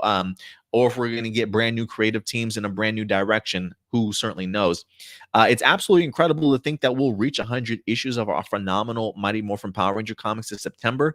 When we first launched Mighty Morphin #1 back in 2016, we knew we had something special in the works. So it's truly an honor to celebrate this milestone with all the fans who have supported our stories for the past 6 years. And that's from Daphne, the editor over at Boom Studios, who I think we've seen on several panels before. This milestone event will lead up to one of the most explosive issues of Mighty Morphin Power Rangers, with even more twists, special appearances, and heartfelt moments than ever before. So hold on to your seats as we charge to 100. And that is, in fact, the logo there. So legacy issues 90 and 91 will hit storefronts this April. And then again, this will lead up until September for issue 100. And again, I think that is definitely an issue I will get. Even though I don't really know what's going on in the Power Ranger comic books these days, if anything, I probably will be checking it out just to make sure that I celebrate along with all of you guys. So listen, if you guys have continued to check out the Mighty Morphin and Power Ranger Boom Studios comics, what have you thought about them so far? How do you feel about the idea of this series making it to 100? What does that mean to you, especially if you've been following the Power Ranger comic books for quite some time? I definitely would love to know your guys' thoughts in the live chat or the comment section box below after this video airs. And I am glad that people like Matt, along with Daphne, really show love to all the talent that has come across when it comes to Power Rangers, whether that be all the significantly different writers, even all the artists that we've gotten. Shout out to the artists and writers that have tackled one shots outside of that, also to really help build upon the lore of Power Rangers. They've really have given us some tremendous content, guys. So I want to see what some of you guys are saying. Jezer, what's up, Jezer? Good to see you, man. Thank you very much for certainly coming through today. I know I don't see you around here enough. I'm not sure if you're still even in the chat, but I love this show too, Jezer. And I don't know if you've gotten the update, but we're actually going to be closing our doors to A Plus More Phenomenal here in like 6 weeks, man. 6 weeks. We are going to be putting more of a focus on our other channel, A Plus Hero Report, where we will be taking our Power Ranger talk over there. We just won't be focusing on the Power Ranger, solely Power Ranger YouTube channel, unfortunately. But listen, I am still always available for collaborations. If other Power Ranger YouTubers want to bring me on their show to certainly talk about any topics that wind up dropping, I'm not going to stop talking Power Rangers. We're just simply moving our focus of Power Rangers over to A Plus Hero Report as well. But I'm definitely always going to be available for collaborations to talk with anybody. Ranger Liz, Illuminati, Deoxy, Dom's Rider, whoever's out there, Heirloom, SD. If anybody certainly wants to collaborate, I definitely don't mind continuing to talk Power Rangers in that regards. Let's see here. What are you guys saying, though, in regards to Mike Knight? What's up, Mike Knight? Good to see you. Can't wait to see Hasbro Fan Tuesday event. Hope we get great news, color suits, Heroes 30th anniversary finale, and new reboot universe, and also Lightning Collection line. Man, you want it all, Mike Knight. Mike Knight wants it all for the Fan First Tuesday. Doomsday says, I had no idea there have now been 100 freaking issues of Boom Studios Power Rangers comic books. We're almost there. We're almost there. April, we will be breaking into the 90s. September is where we will be finally getting to 100. But it is crazy just to see the idea of it making it as far as it has. Sam, what's up, Sam? Appreciate you coming through. He says, Adam, I would like to see if Bulk and Skull do spin-offs as Orange and Purple Rangers. That would be pretty funny to kind of see Bulk and Skull. Maybe we'll give them their own one shot. Maybe their own one shot where they become Orange and Purple Rangers.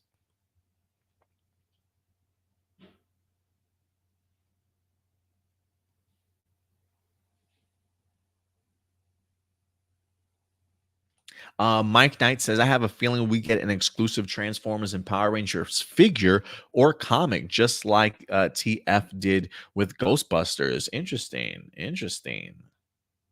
Jamari, what's up, Jamari? I'm a frog. It's okay, man. Frogs rule. And Adam's incredible. So Jinsaku, what's going on, man? Good to see you in here, Jinsaku. Yeah, we were just talking about Fan First Tuesday. I am kind of curious, Jinsaku, what do you expect us to get on Tuesday? I've been trying to pump the levels of expectations down for everybody. Um, I'm definitely not one that's expecting any 30th anniversary or TV or entertainment news. I'm very much just expecting either Lightning Collection and Boom Studios. But Jinsaku, maybe you can give me some hope. But I am tampering not only my expectations, but I'm trying to pump the brakes for everybody also. Not to crap on anybody's excitement for Fan First Tuesday. I just know we've been screwed over before, and I'm just trying not to get screwed over again. But I do want all that information. I just don't think we're going to get it. But I want to be wrong. I want to be wrong. Make this statement. Jot this down. Adam wants to be wrong about Fan First Friday. So hopefully we certainly are.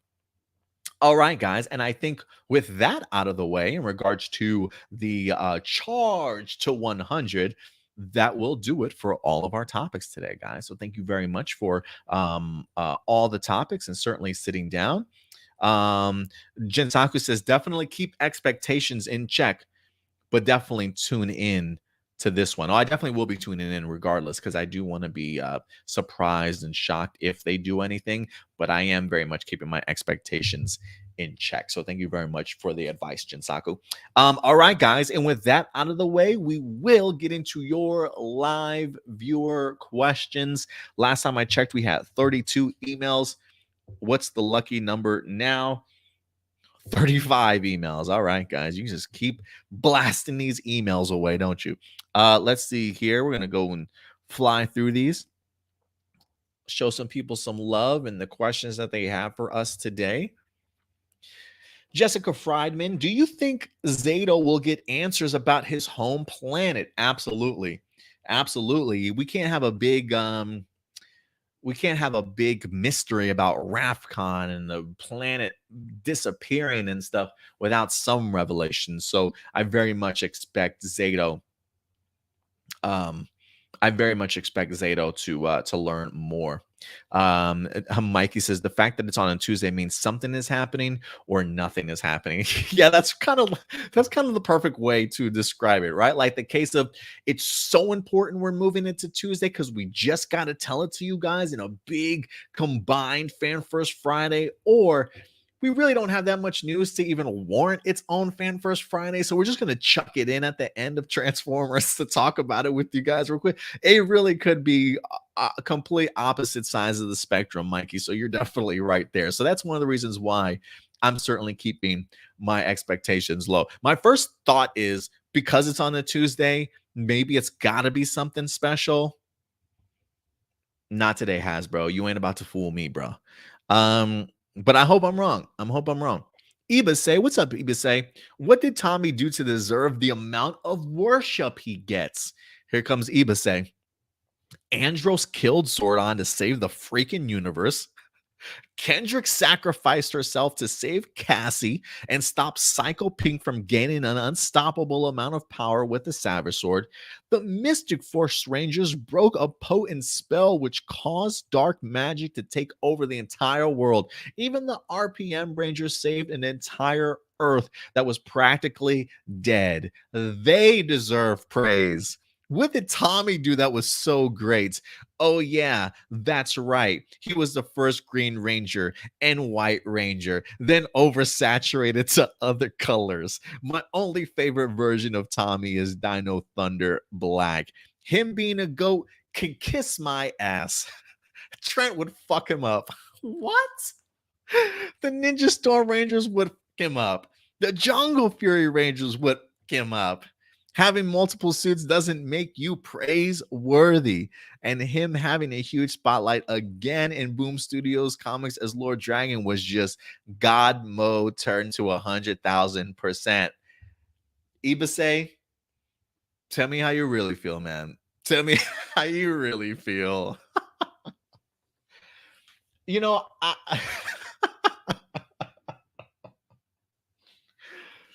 um, look, I will say this, Ibase. You know, shout out to Andros, shout out to Kendricks, the Mystic Force Rangers, RPM Rangers. You're right. A lot of those Rangers that you mentioned, they do deserve our high praise. They absolutely do.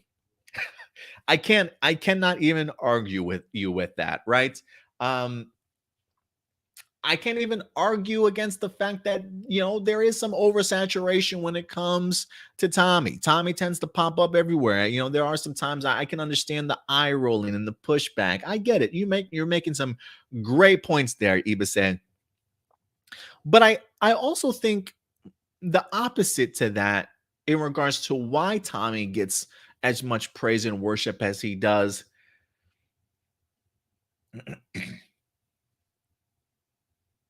Couple things.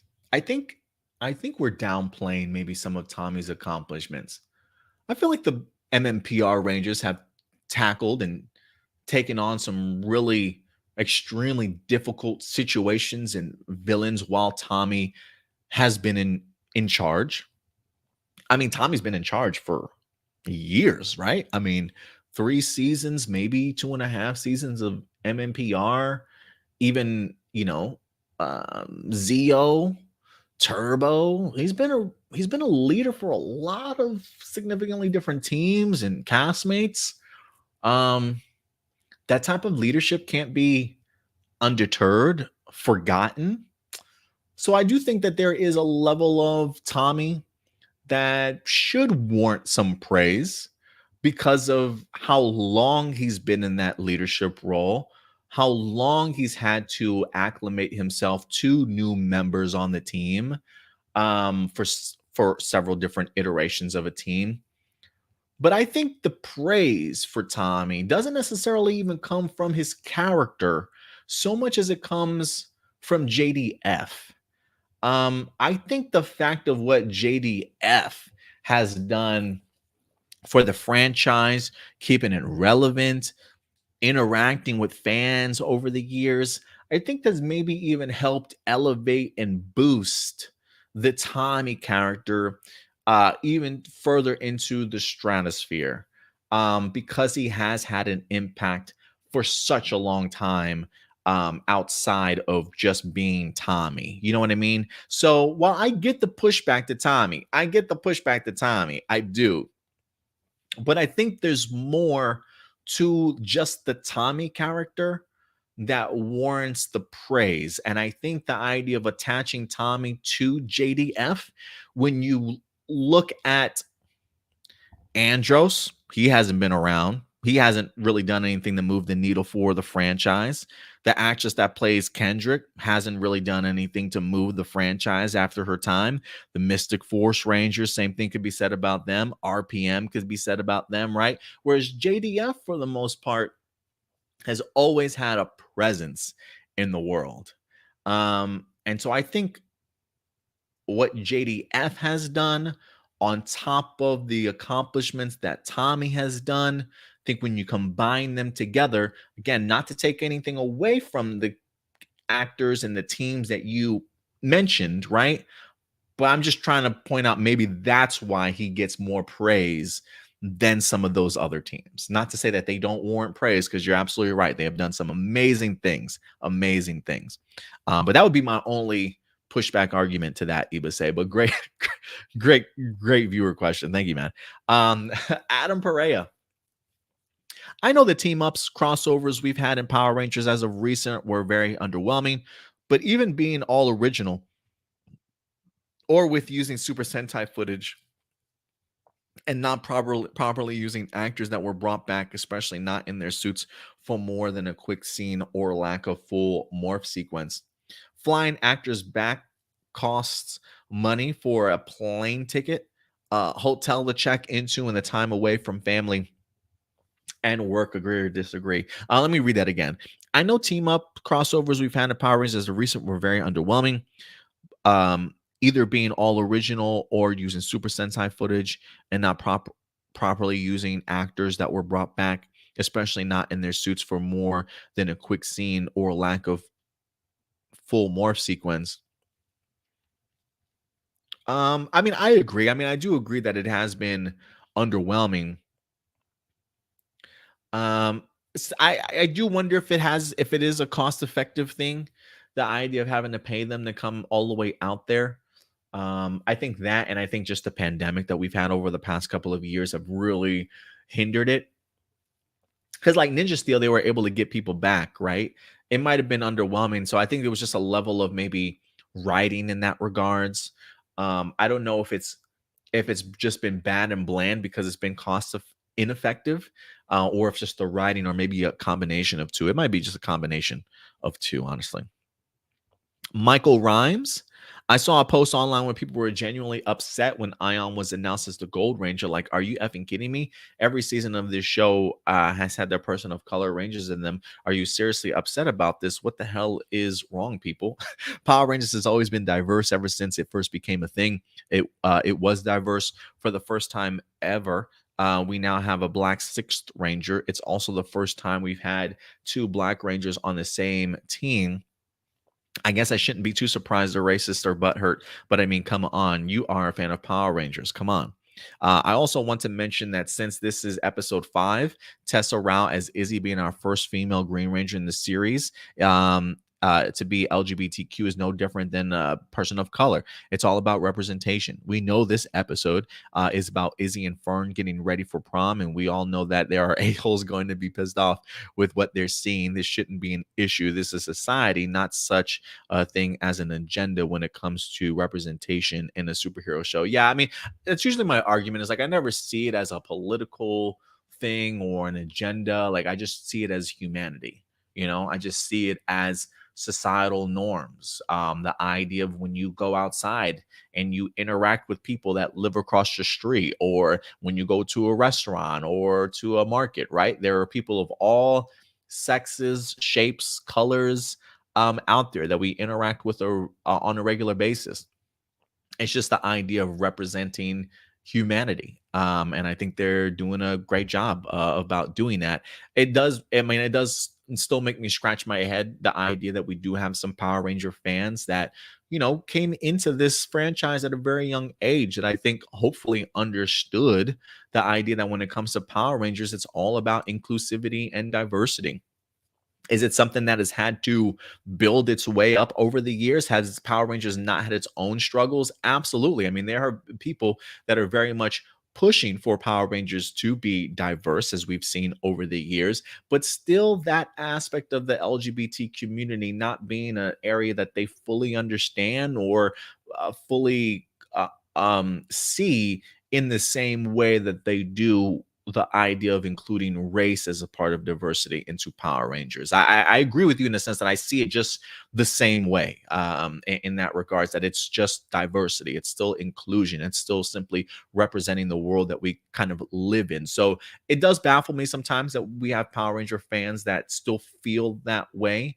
But I guess it shouldn't baffle me, because I mean, we've had heads that have worked at Power Rangers that haven't pulled the trigger on this moment, even understanding what their own Power Ranger franchise represents, right? So I guess it shouldn't surprise me at the end of the day, but it does. That there's not a people don't clearly make that connection, or their own personal beliefs kind of get in the way of that, or whatever the case certainly may be.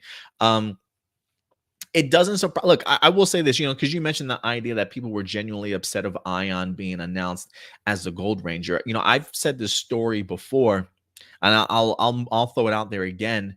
I had somebody back at Beast Morphers during the Beast Morphers season when it was first originally announced, the cast, and we had Rory announced as the Red Ranger, and we were like, "Oh shit, we got a black Red Ranger! That's fantastic!" Right? I remember the day that he was announced. I remember somebody DMing me and saying, "Oh man, we need to recast Devin." I'm like, recast Devin? Like, what are you talking about? What are you talking about? Like, this man hasn't done anything yet. Like, we haven't seen what he's capable of doing, right? And I was like, why do we need to recast him? Oh, I just don't, I just don't believe he can be a good Red Ranger, yada, yada, yada. And I'm like, so why aren't you asking to recast Jacqueline Sislowski as the Yellow Ranger? Why aren't you asking to recast Ravi as the Blue Ranger?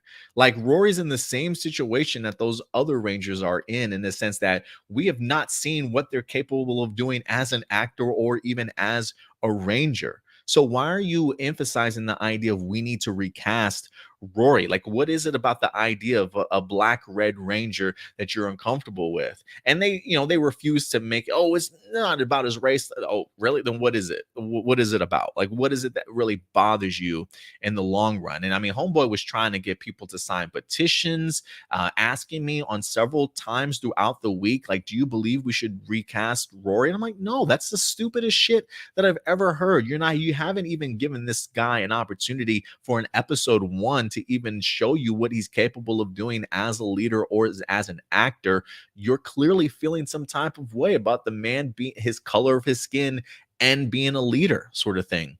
And I tried to have a honest conversation with this guy and have him admit what it is that was bothering him, and he simply would always skirt around the issue. And I'm like, yeah, bro, that's just one argument and one petition I'm not willing to sign, and I'm not a a mentality that I'm willing to fall on my sword for. So when you tell me that people were feeling some type of way about Ion as a black sixth ranger and people were literally upset, I believe you. I believe you. It's pretty disgusting, but I believe you, Michael. I've had people come to me and literally try and recast people with no um, excusable reason to, that makes no sense.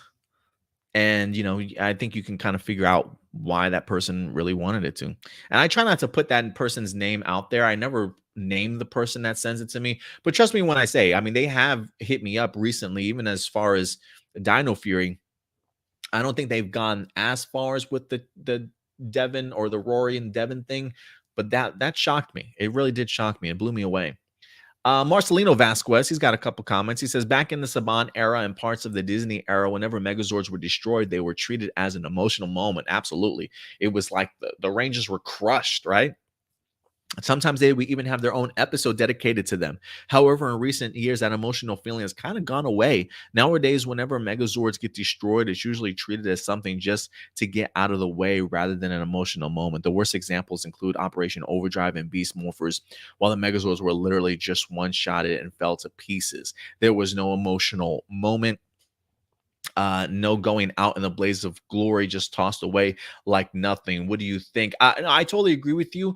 I think the idea and the concept of toy sales have maybe really allowed us to lose that moment. One of the things about Real Soldier that I always mentioned was, I was like, man, I was upset with Real Soldier because of the fact that the Zords, we got power ups like every freaking week, or new Zords every freaking week to get used to, new formations and stuff. It's cool designs and whatnot, right? But very much a mentality of not caring about the Zords that we do have. I remember when Power Rangers, like you mentioned, Marcelino, right? They would lose their Zords and it would be emotional and it would lead to upgrades, right? Or our Rangers sort of at their lowest and don't know how to kind of get out of the situation. Their dearest Megazords, the only thing that gave them a chance that they were so connected to, is destroyed. What are we as Power Rangers without our Zords, right? Like, big emotional things, and then boom, here comes the upgrades and the power ups, right? And it would give them reason to have to get a power up to face against a very formidable foe. Those days are done. Those days are done, man. These days, it's like, how many Zords can we introduce you to in a season? We lost that. We lost that Zord. Oh, hey, don't worry. We got 5 more that are coming your way. And so it becomes more of a toy sale thing than, I think, giving them upgrades when they absolutely need it, right? When they are faced off against a foe that's so powerful that they got themselves in over their heads and they can't overcome things. And we find our Rangers at our lowest and who they truly are as Rangers. These days, I don't remember the last time a villain gave our Rangers a hard time. You get your regular Zord within the first 10 episodes, and hell, maybe within those same first 10 episodes we get two more Zords, who knows. But I think it's just an oversaturation of power ups, upgrades, and Zords, all for sale purposes, for toy sale purposes, that have really undercut and undermined the appreciation and very emotional moments of losing one Zord and getting a power up because one needs it. And I think that's one of the reasons why we're at where we're at these days. And there might be more to it. There certainly might be more to it, but that's just off the top of my head what I think. Also, just want to let you know that I won't be able to attend A Plus More Phenomenal Hero Report for a while, since I recently got hired for a job that takes up my time, but I'll still try and send live viewer questions. Well, congratulations, man, on the job. I really do hope. I know sometimes it can be a little bit hard out there trying to find a job, but I'm glad that you did, man, and hopefully you love it. Francois, bonjour, Francois. Good to see you. My quick thoughts on the 25th anniversary of Power Rangers. I thought it was okay. I would agree with you. I thought it was just okay. Lots of action, but not much else. Too much focus on Tommy, and the other Rangers didn't shine as well. Was hoping for a blue bro combo, but nothing. That would have been epic. Forever Red was better. One episode crossover. Shame there was no roll call. It was better than Megaforce, at least. I agree with you. Also, the Shield looked awful. Tommy Morphs reminded me of Gokai Change. I expected nothing and was still disappointed. It wasn't hot garbage, maybe lukewarm garbage. I wish Tommy wasn't always the focus of these team ups. I'm so sick of him. Probably pretty alone on that. You're not alone. Ibase agrees with you. Probably pretty alone on that. Sometimes I wonder if JDF himself asks the Torched and writers to make everything about him in recent crossovers. I don't know. I don't know if he had that type of sway, but maybe. I recall he wanted his own Green Ranger solo film years ago, like Wolverine, and I would have eaten that shit up. It's way too Tommy centric. Should have been called the Tommy Oliver 25th anniversary special. I will definitely agree with some of what you're saying there, Francois. I thought it was okay. I thought it was lukewarm garbage. Also, some highlights, but more disappointment than anything. I don't mind it as a crossover. I probably have it on my list of enjoyable ones. I can't remember if it's in my top 5 or top 10 or not. It might be like at the back end of my list. But it always felt, not only was it Tommy, way too Tommy centric, but it also just felt too much of a knockoff of Boom Studios' Lord Draken that I think immediately just took me out of it. I think the fact that we did get a poor man's version of Lord Draken just made me not really enthused, regardless of what the story was going to be. And then on top of that, it being all Tommy, I get it. It was just okay for me too, Francois. I agree.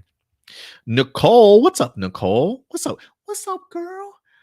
He says this topic has been beaten to death, but since we don't know yet what's to come for the 30th anniversary as of now, do you think that having both new Hasbro Universe and the David Yost limited series Quantum Continuum at the same time would be really great?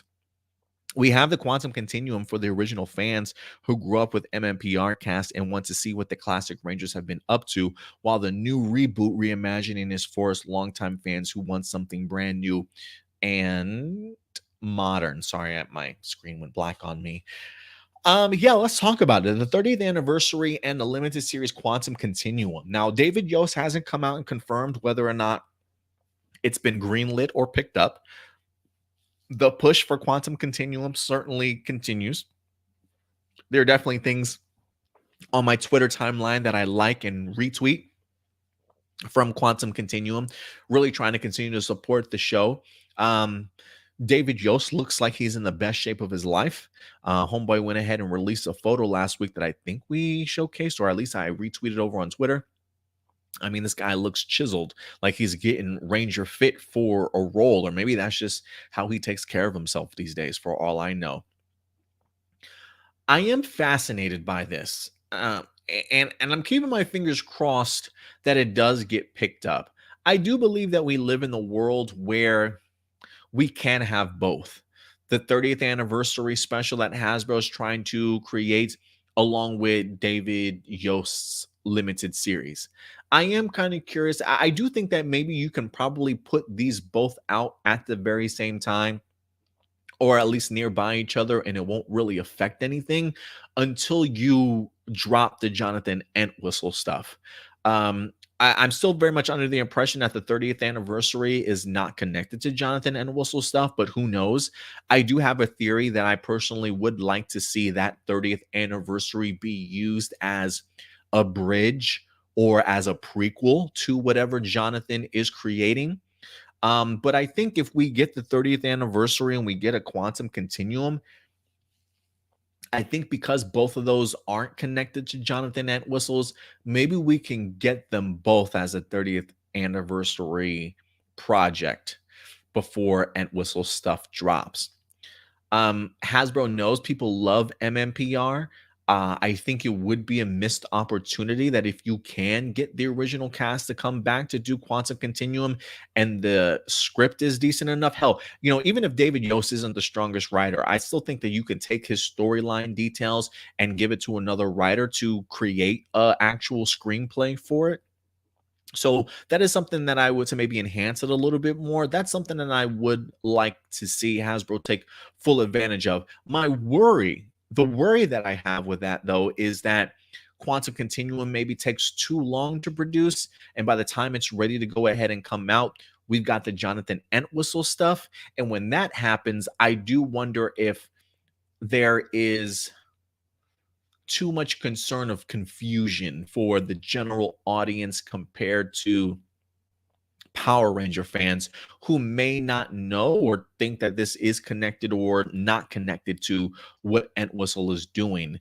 Um, One of the things that we've brought up here is I completely get Hasbro's attention to detail to maybe wanting to focus solely on this reboot and imagining. So anything else outside of that might cause problems for them.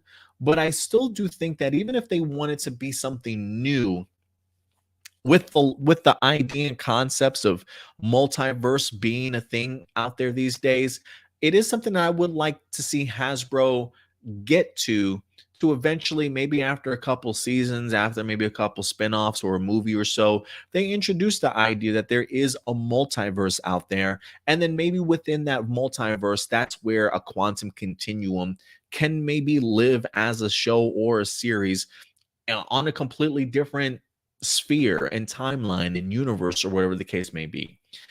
So I do think that there's room to fit it into whatever Jonathan Entwistle is doing, but I have a feeling Hasbro is being very cautious about how they handle anything new that they're creating when it comes to Power Rangers, not wanting to cause any confusion. So we'll see what happens. I still don't think that it's been picked up.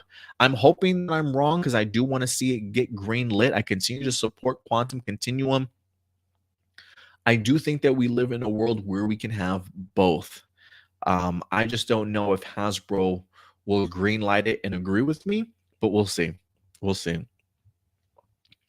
Jackson Peterson, Billy's reunion for Power Rangers series. Which version of Tommy Oliver do you think we will get? The one we've all known and loved from Mighty Morphin to Dino Thunder, or the version of Tommy that made no sense in the 20th anniversary, who kept stealing everyone's screen time and became a god by having the Master Morpher?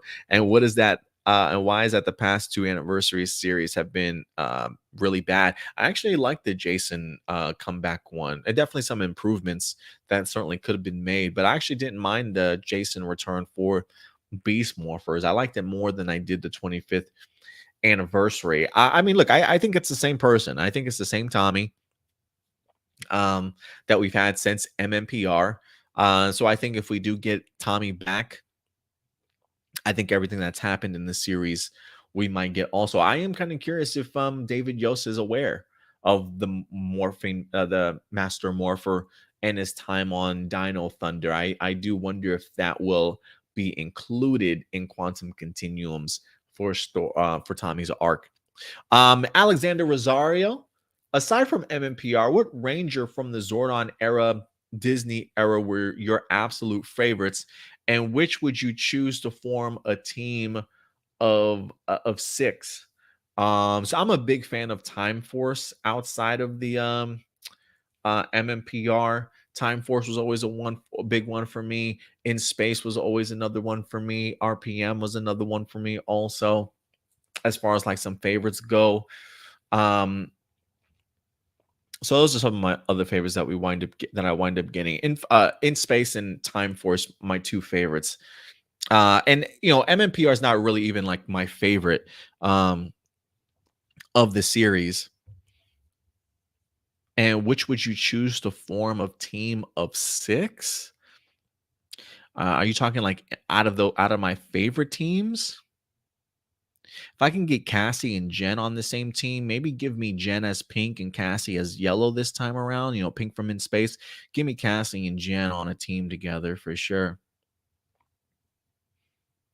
I'll even take Ziggy as from RPM on my team too, as like a green or a blue. Probably I'll keep him as green. I'll probably take TJ as my red, as my leader.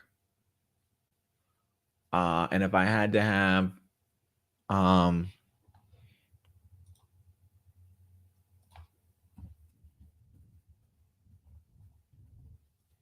give me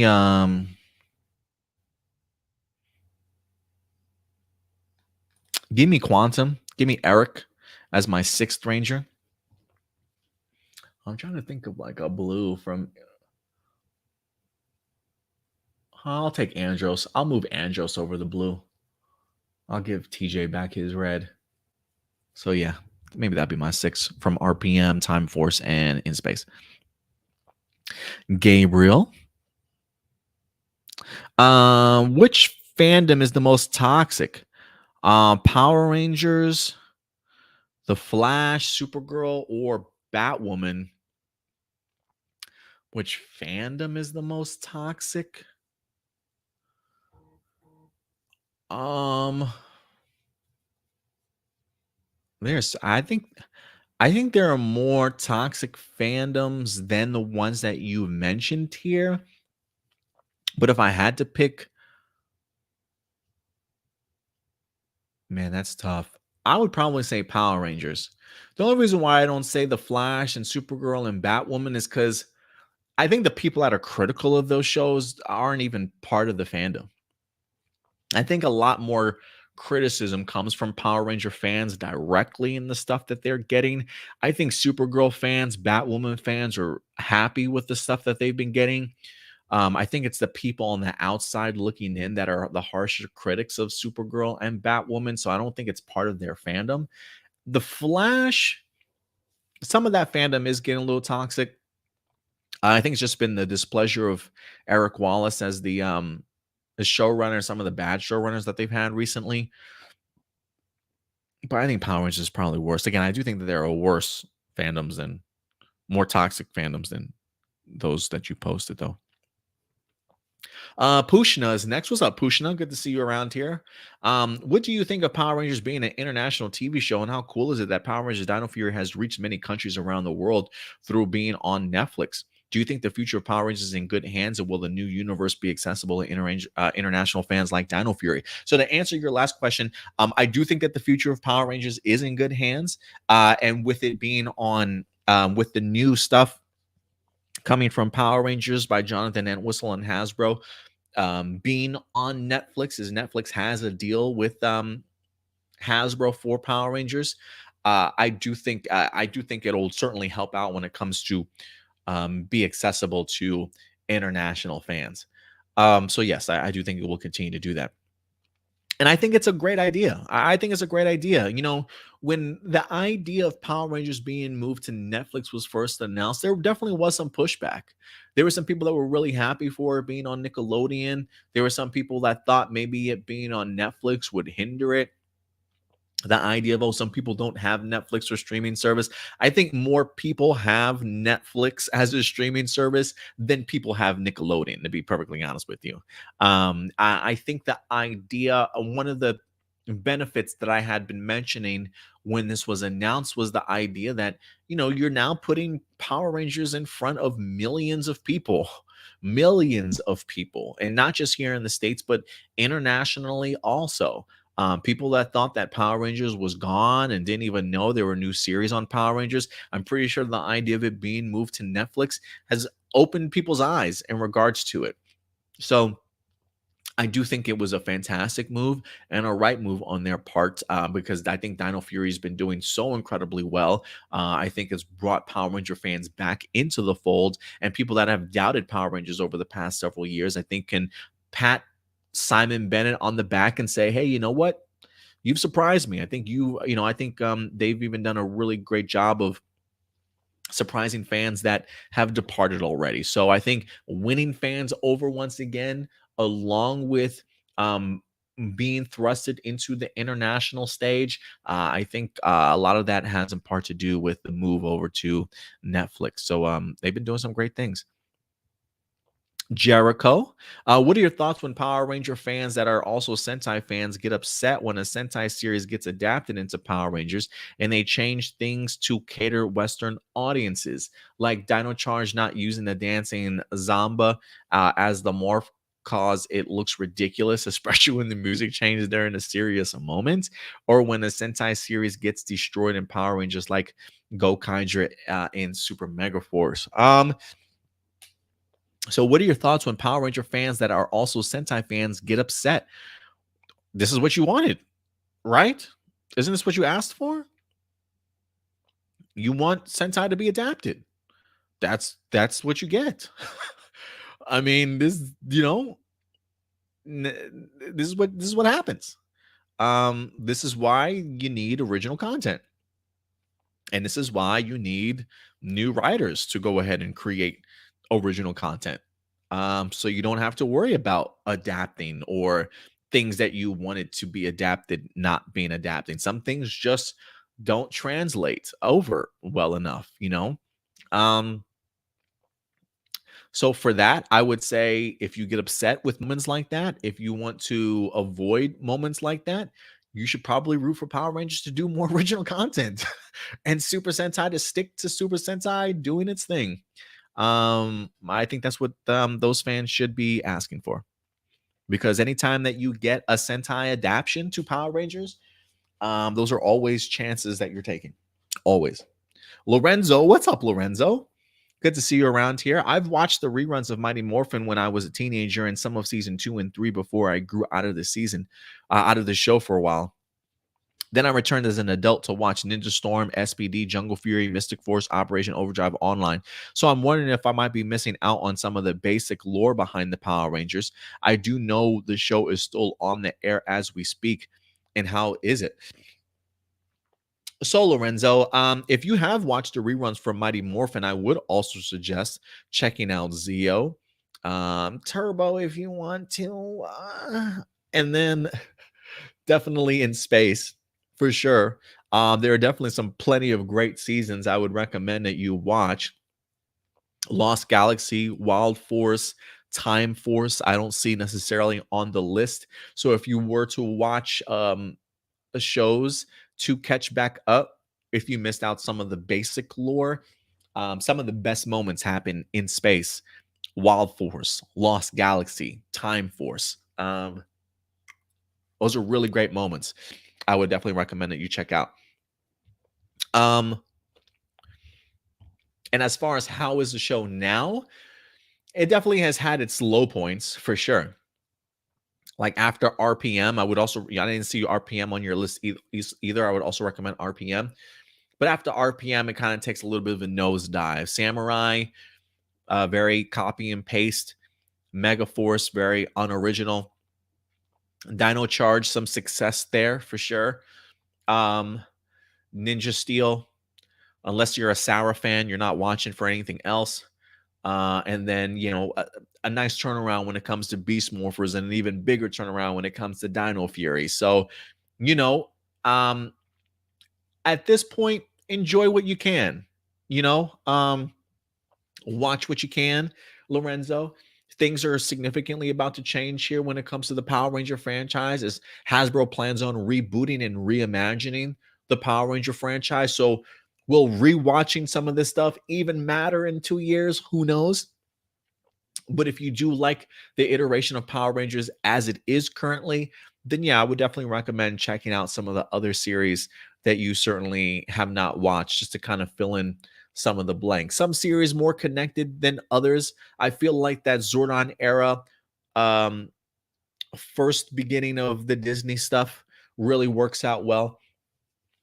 Um, but yeah, definitely go ahead and check it out. But it's up to you, really. Since Hasbro is going to be changing things around, Lorenzo. Mackenzie, what's up, Mackenzie? I don't know if it's just me, but do you think that Power Rangers in Space was the first series to have a real ongoing story after MMPR and Zeo? I know MMPR was mostly a lesson of the day kind of series, even though we had some storylines, mainly Tommy, and when Jason, Zach Trini left, Kimberly and Billy leaving. Feel free to agree or disagree. I'm trying to think. I feel like that. I'm trying to think if Zeo had some storylines like that too. But I remember in Space just being at least like some of the more captivating storylines and the connective tissues to each episode. So I could be wrong, but I kind of feel the same way, Mackenzie, that you did.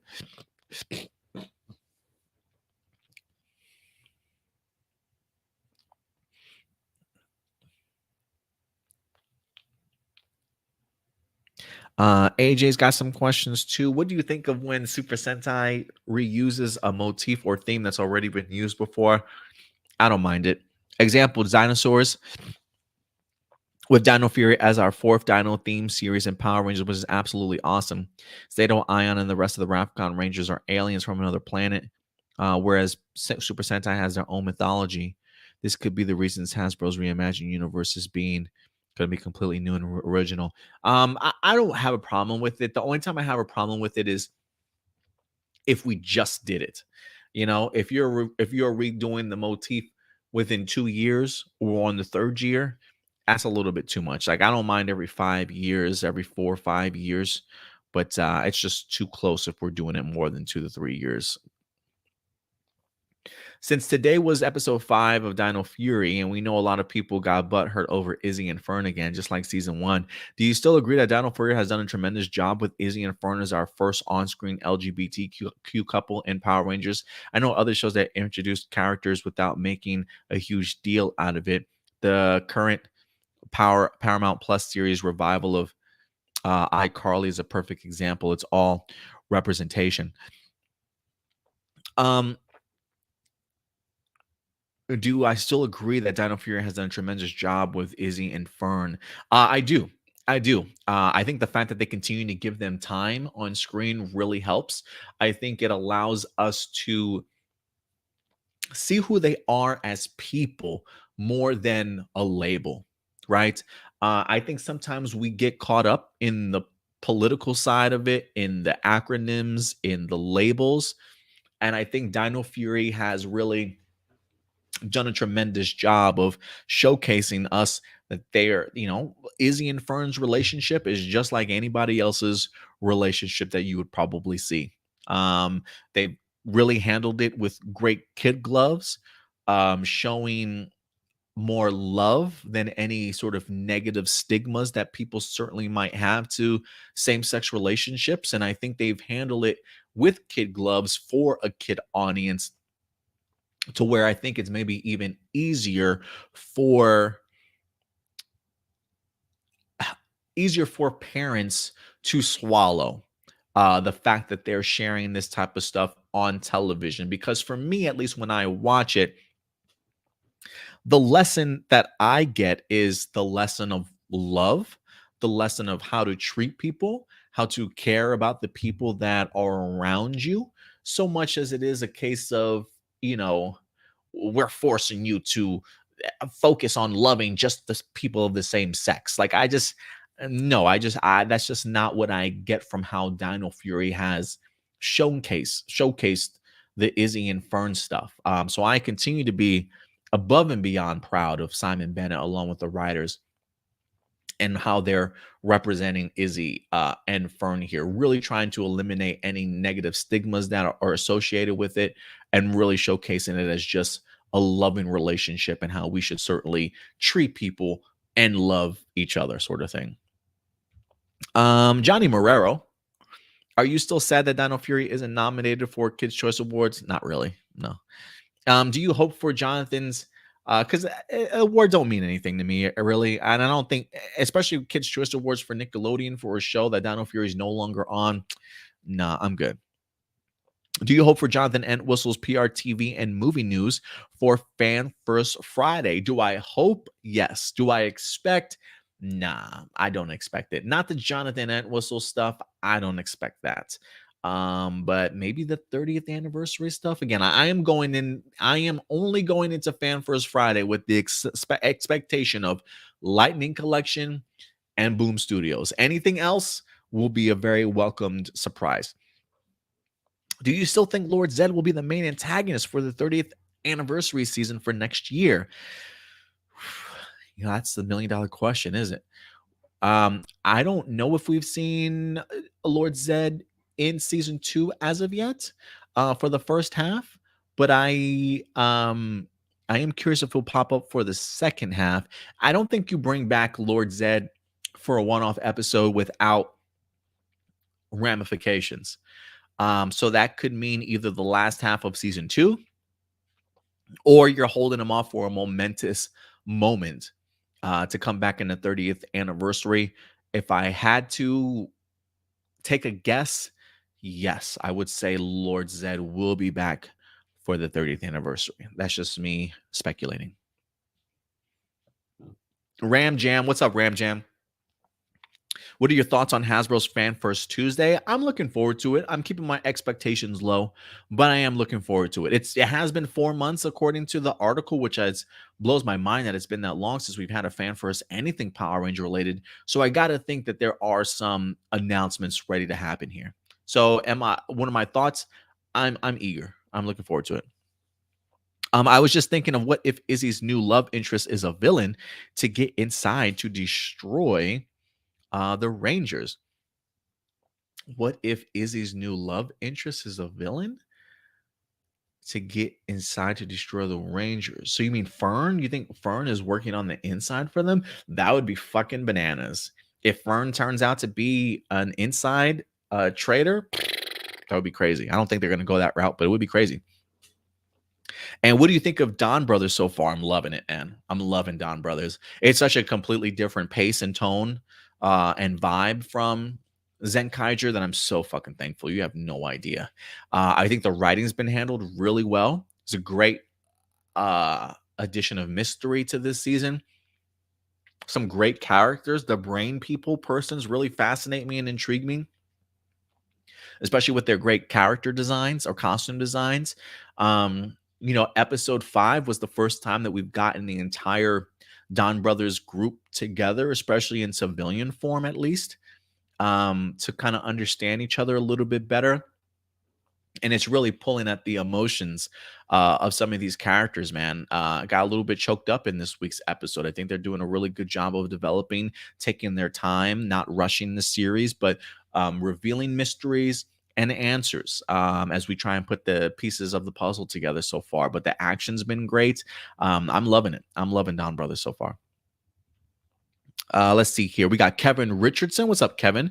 With the Boom Studios Power Ranger comics reaching its 100th issue, do you think we will finally get a focus on other Rangers that aren't MMPR or will continue to be MMPR for the next 5 years? That's a good question, Kevin. I got to think with this monumental moment coming up, I got to think that there's potential for more after that.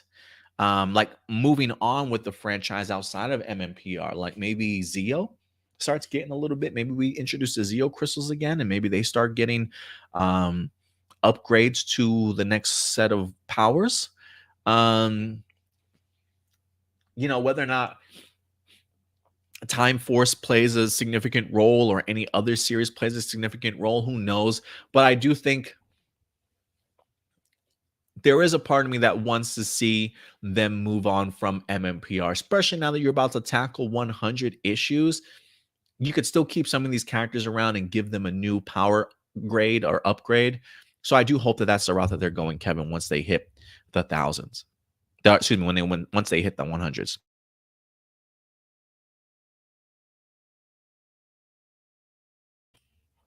All right, we've got L'Oreal here with a couple questions. Thank you very much, Blossom.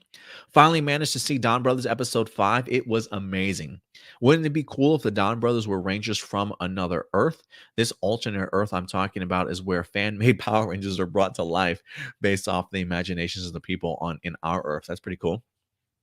I thought of that for a while with the Don Brothers and Giga Tokusatsu and Metal Heroes. Hey, fan-made Power Rangers should get a little love too, right? Absolutely. Totally agree with you, L'Oreal.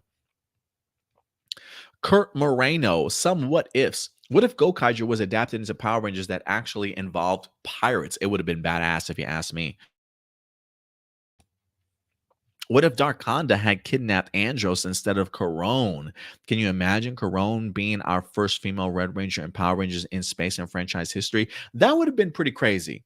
Um, I would have loved to have seen that. Would have make for a great what if story. A great what if story. I would love to see that in comic book form or another. What if Lauren was the Red Ranger and Samurai the entire time instead of Jaden? That would have been fun too. What if Victor and Monty were the original Ninja Steel Rangers? Oh, please no. You had me this entire time, Kurt, until that last what if. What do you? This comes from Nicole. What do you think of the surprise reveal of Izzy's mom, Rena Garcia? Was that her name, Rena? So glad we finally have answers to how Izzy and Javier are actually related as step siblings. First time in the history of Power Rangers to have two parents on screen at the same time. I don't know. I think we've had that with Nate. I think we had Nate's his parents. Feels more like more interaction than Nate's parents, but I think Nate's also. Do you realize that Rena was the reason Izzy never liked wearing skirts because her mom would use to dress her up as a model when she was younger? I also love that Izzy's mom is so supportive of Javi and his passion for music. We even got the clarification that Rena is Javi's stepmom. Did we get all that in this episode? I didn't read into any of all that. Did you realize that Rena was the reason Izzy never liked wearing skirts? I wouldn't say that her mom is the reason that she didn't like wearing skirts. She didn't like wearing skirts already, but her mom made her dress up in them and she hated them all the time. So I don't think it was her mom dressing her up that made her dislike it. I think Izzy already disliked it. And her mom always tried to continue to make dresses for her, not fully understanding Izzy's personality or what she was certainly going through.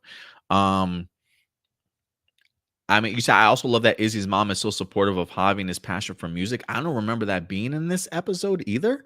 But maybe that's something that I've missed also. I absolutely love that we get to see the Rangers in the beautiful residential location. Yeah, I agree.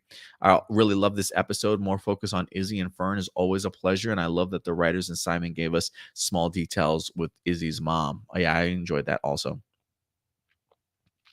I just want to point out that while some may ask why it took till now for the reveal of Izzy's mom, it's just like real life. You don't need to tell people everything like your parents. I guess it still feels weird to me, Nicole, personally, though.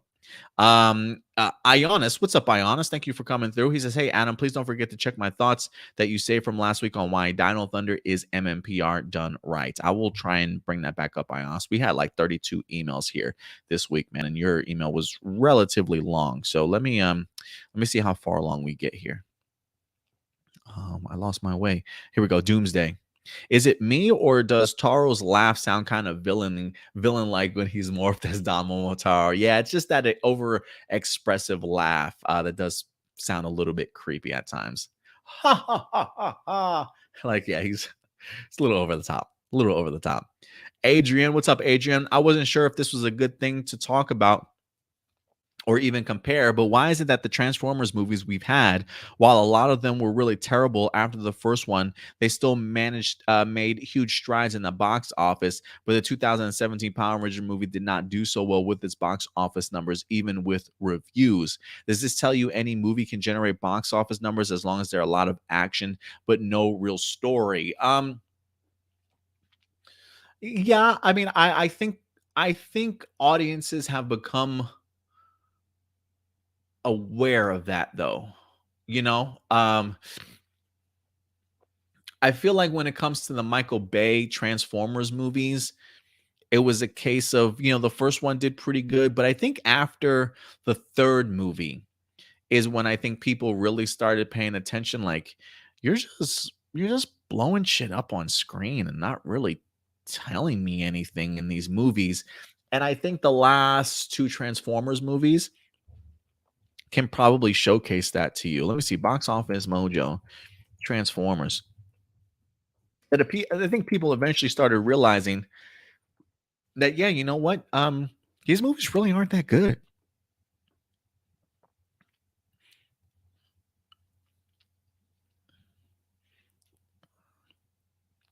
I'm trying to see something here.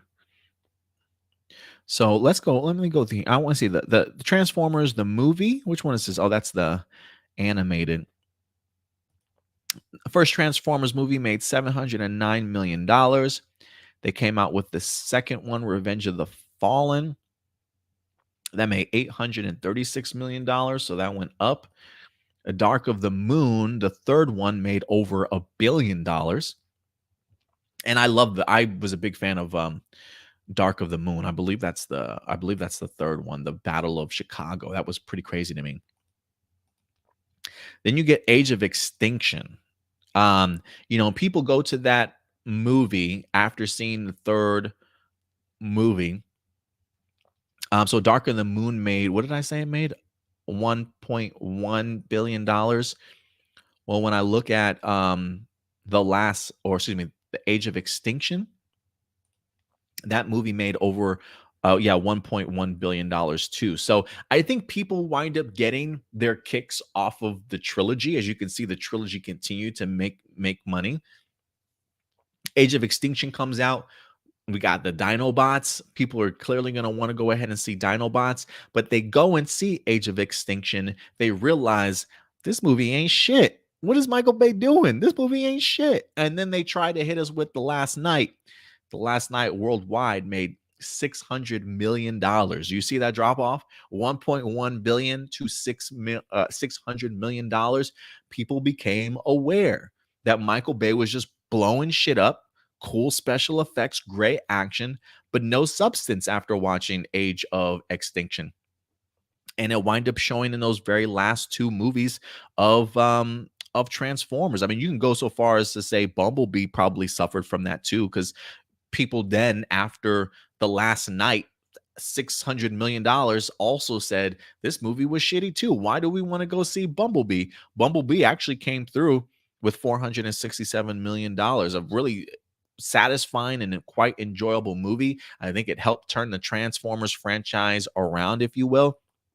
So I think people just started becoming very much aware that when it comes to Power Rangers, or when it comes to movies, you're not just going to impress us anymore with big bombastic action sequences. We do need solid storytelling here also. So the Transformers fell by the wayside. So when we do get to a movie, say like the 2017 Power Ranger movie, then the issue that we have is it becomes too character centric and less Power Ranger action oriented, right? So there's got to be a little bit of a balance. So trust me when I say the Transformers people that went to go see Transformers, they smart in their ways. Fool me once, shame on me. Fool me twice, okay, maybe shame on me. Fool me three times, maybe shame on me again.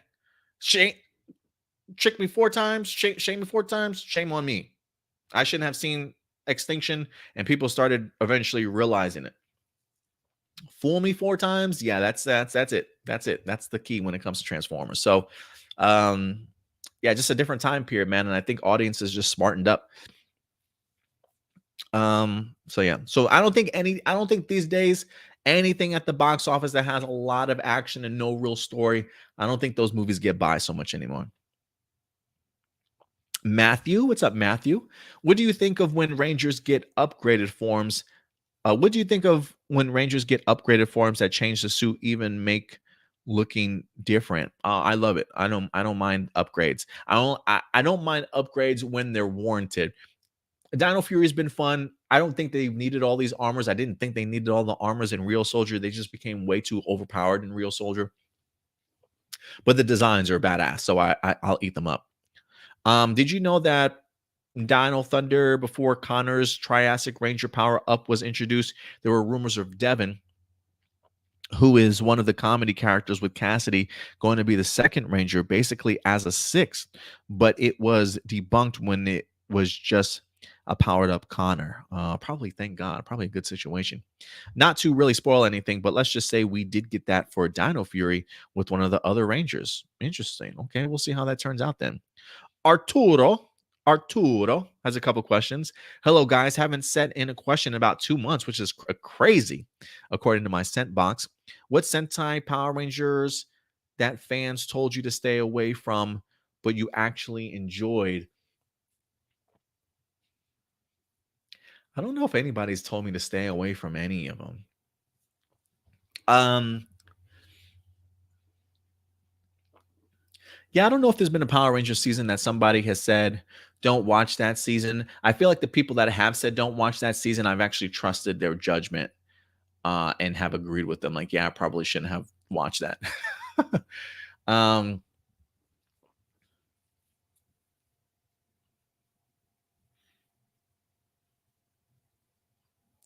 I can see some people, nobody's told me specifically, but I do wonder if some people would say stay away from something like Lupin versus Pat Ranger, but I actually enjoyed Lupin Pat.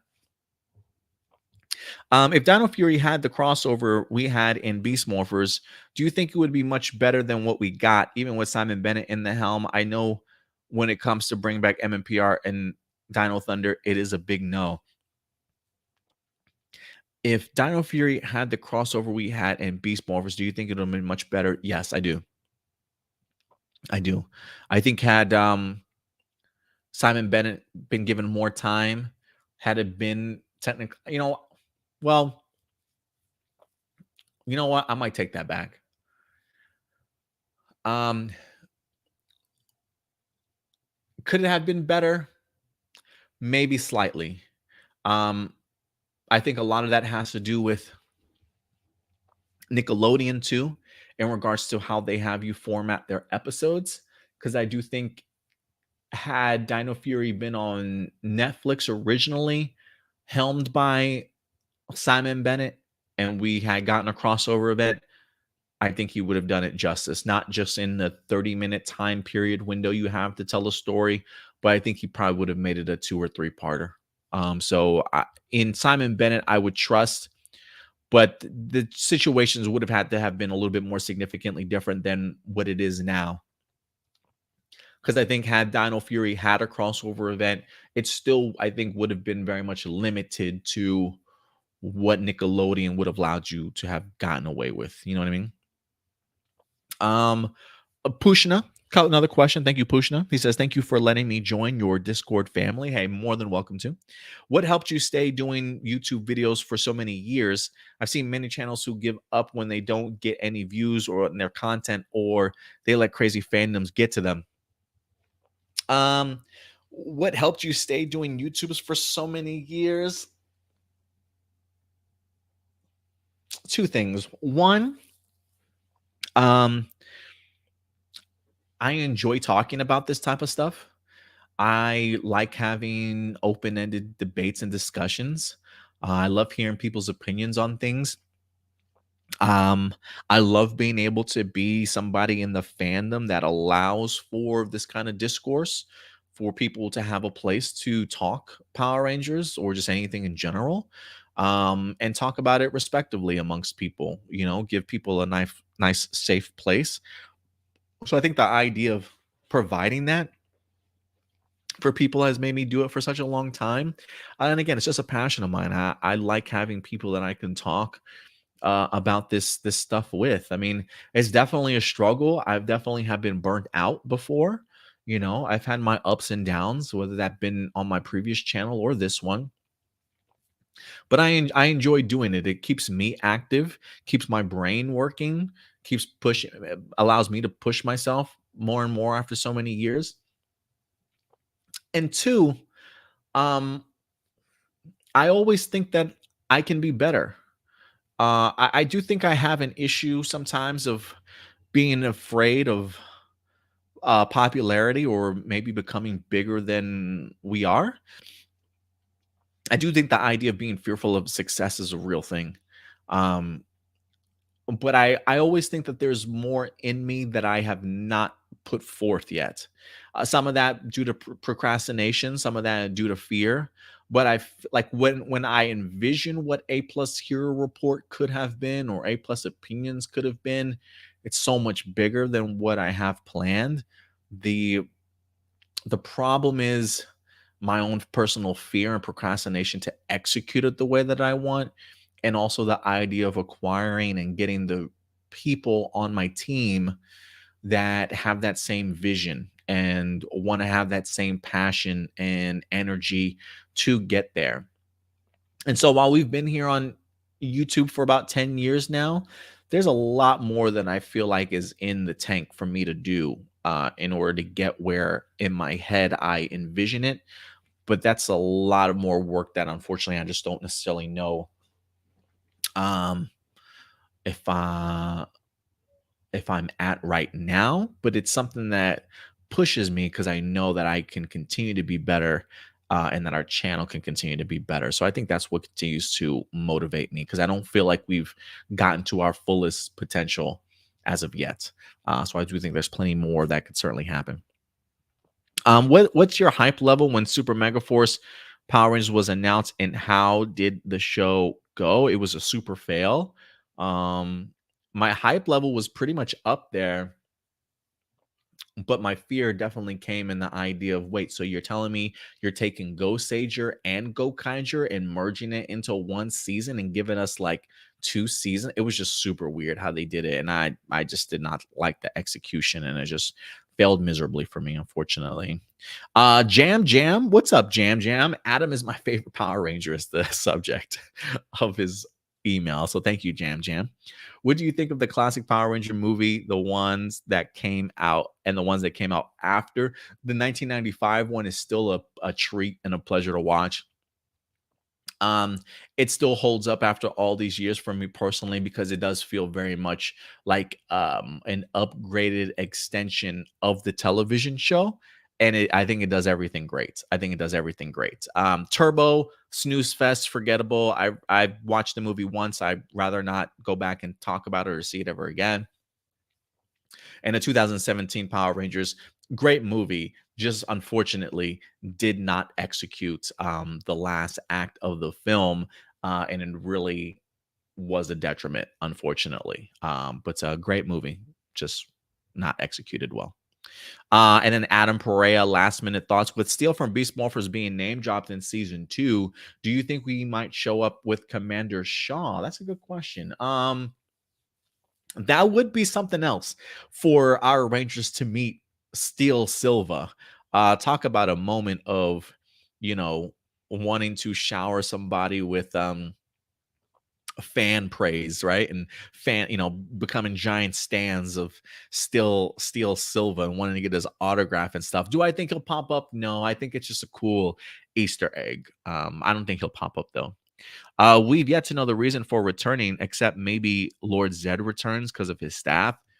Oh, I'm assuming in return to the Commander Shaw return. Possibly, yeah. I would think maybe the maybe he does go back to Grid Battle Force and gets his staff back. That's definitely a plausible reasoning. One of the reasons why we think maybe he's coming back for the second season of Dino Fury, whether or not the Dino Fury team defeats him again, if he pops back up in the 30th anniversary, who knows?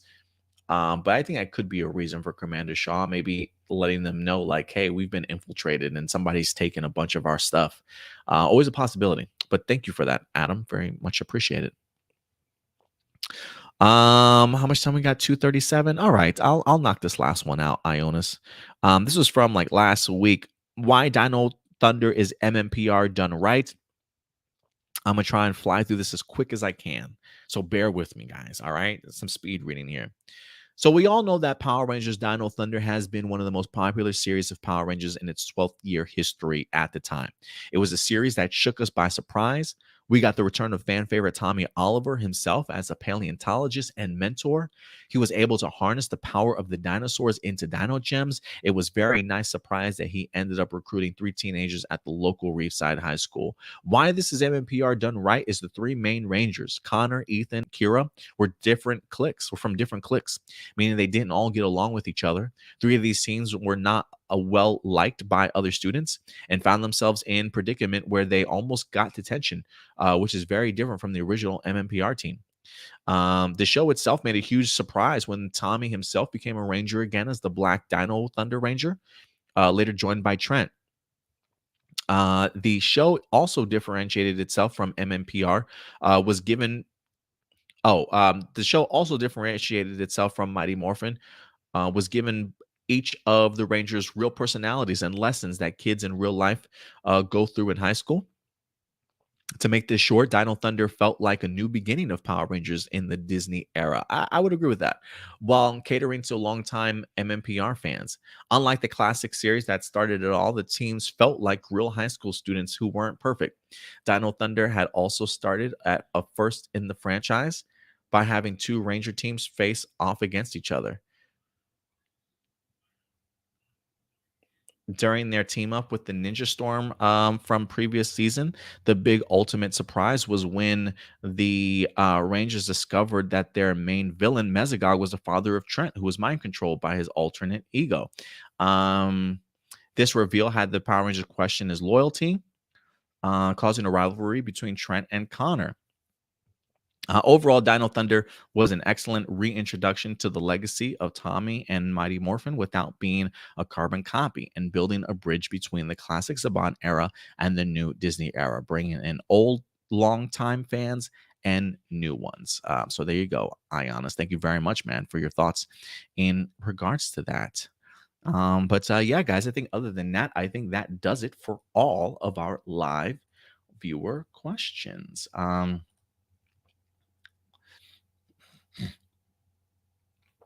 Oh, dang it. I think I lost. Did I just lose all these fucking questions?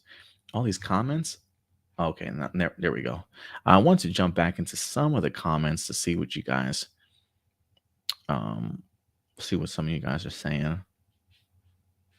Yusai says, I hope that when Boom Studios does eventually introduce the second team of Turbo Rangers, that they don't do my guy TJ dirty. I mean, the Jesus of Power Rangers, Tommy, handpicked the guy to lead the team. Yeah, it should be interesting to see if they'll make it that far. I do hope that we do get to Zeo and Turbo. So Rob says, I hope we get that Real Soul Caliber and Dino Fury. I'm pretty sure that we probably will. How and for what reason? Who knows? Sexy says, this is just me, but do you think Simon has already sent in the final batch of episode 2 to Netflix for them to review before releasing them to the public? Everything is done with post-production. Yeah, I mean, I'm sure Netflix probably has their hands on it right now. If anything, it's just a matter of letting us know when the release date is. But if post-production's done, then yeah, I'm sure they've got their hands on it.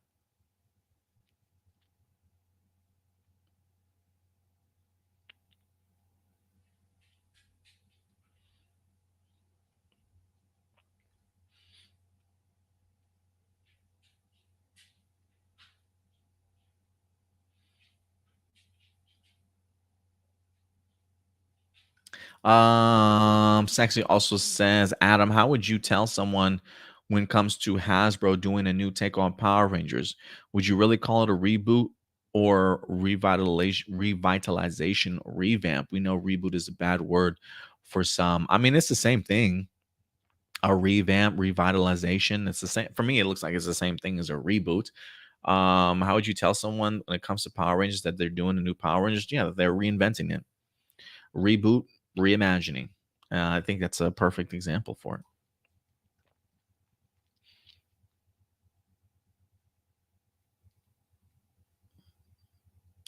Midwest says, I still feel like the comics still need to cover season three. I thought that for a while too, Midwest, but just considering the levels of storytelling that they're taking place right now, it definitely feels like they have if they haven't jumped the shark already in regards to following the series, the television series itself, then they definitely have jumped it a long time ago. I feel like, so I feel very much like they've taken more liberties this time around. So I think that's one of the reasons why I am okay with them diving right into like Zeo after this. But I get what you mean though. What's up, S Chroma? Good to certainly see you in here, man. Thank you very much.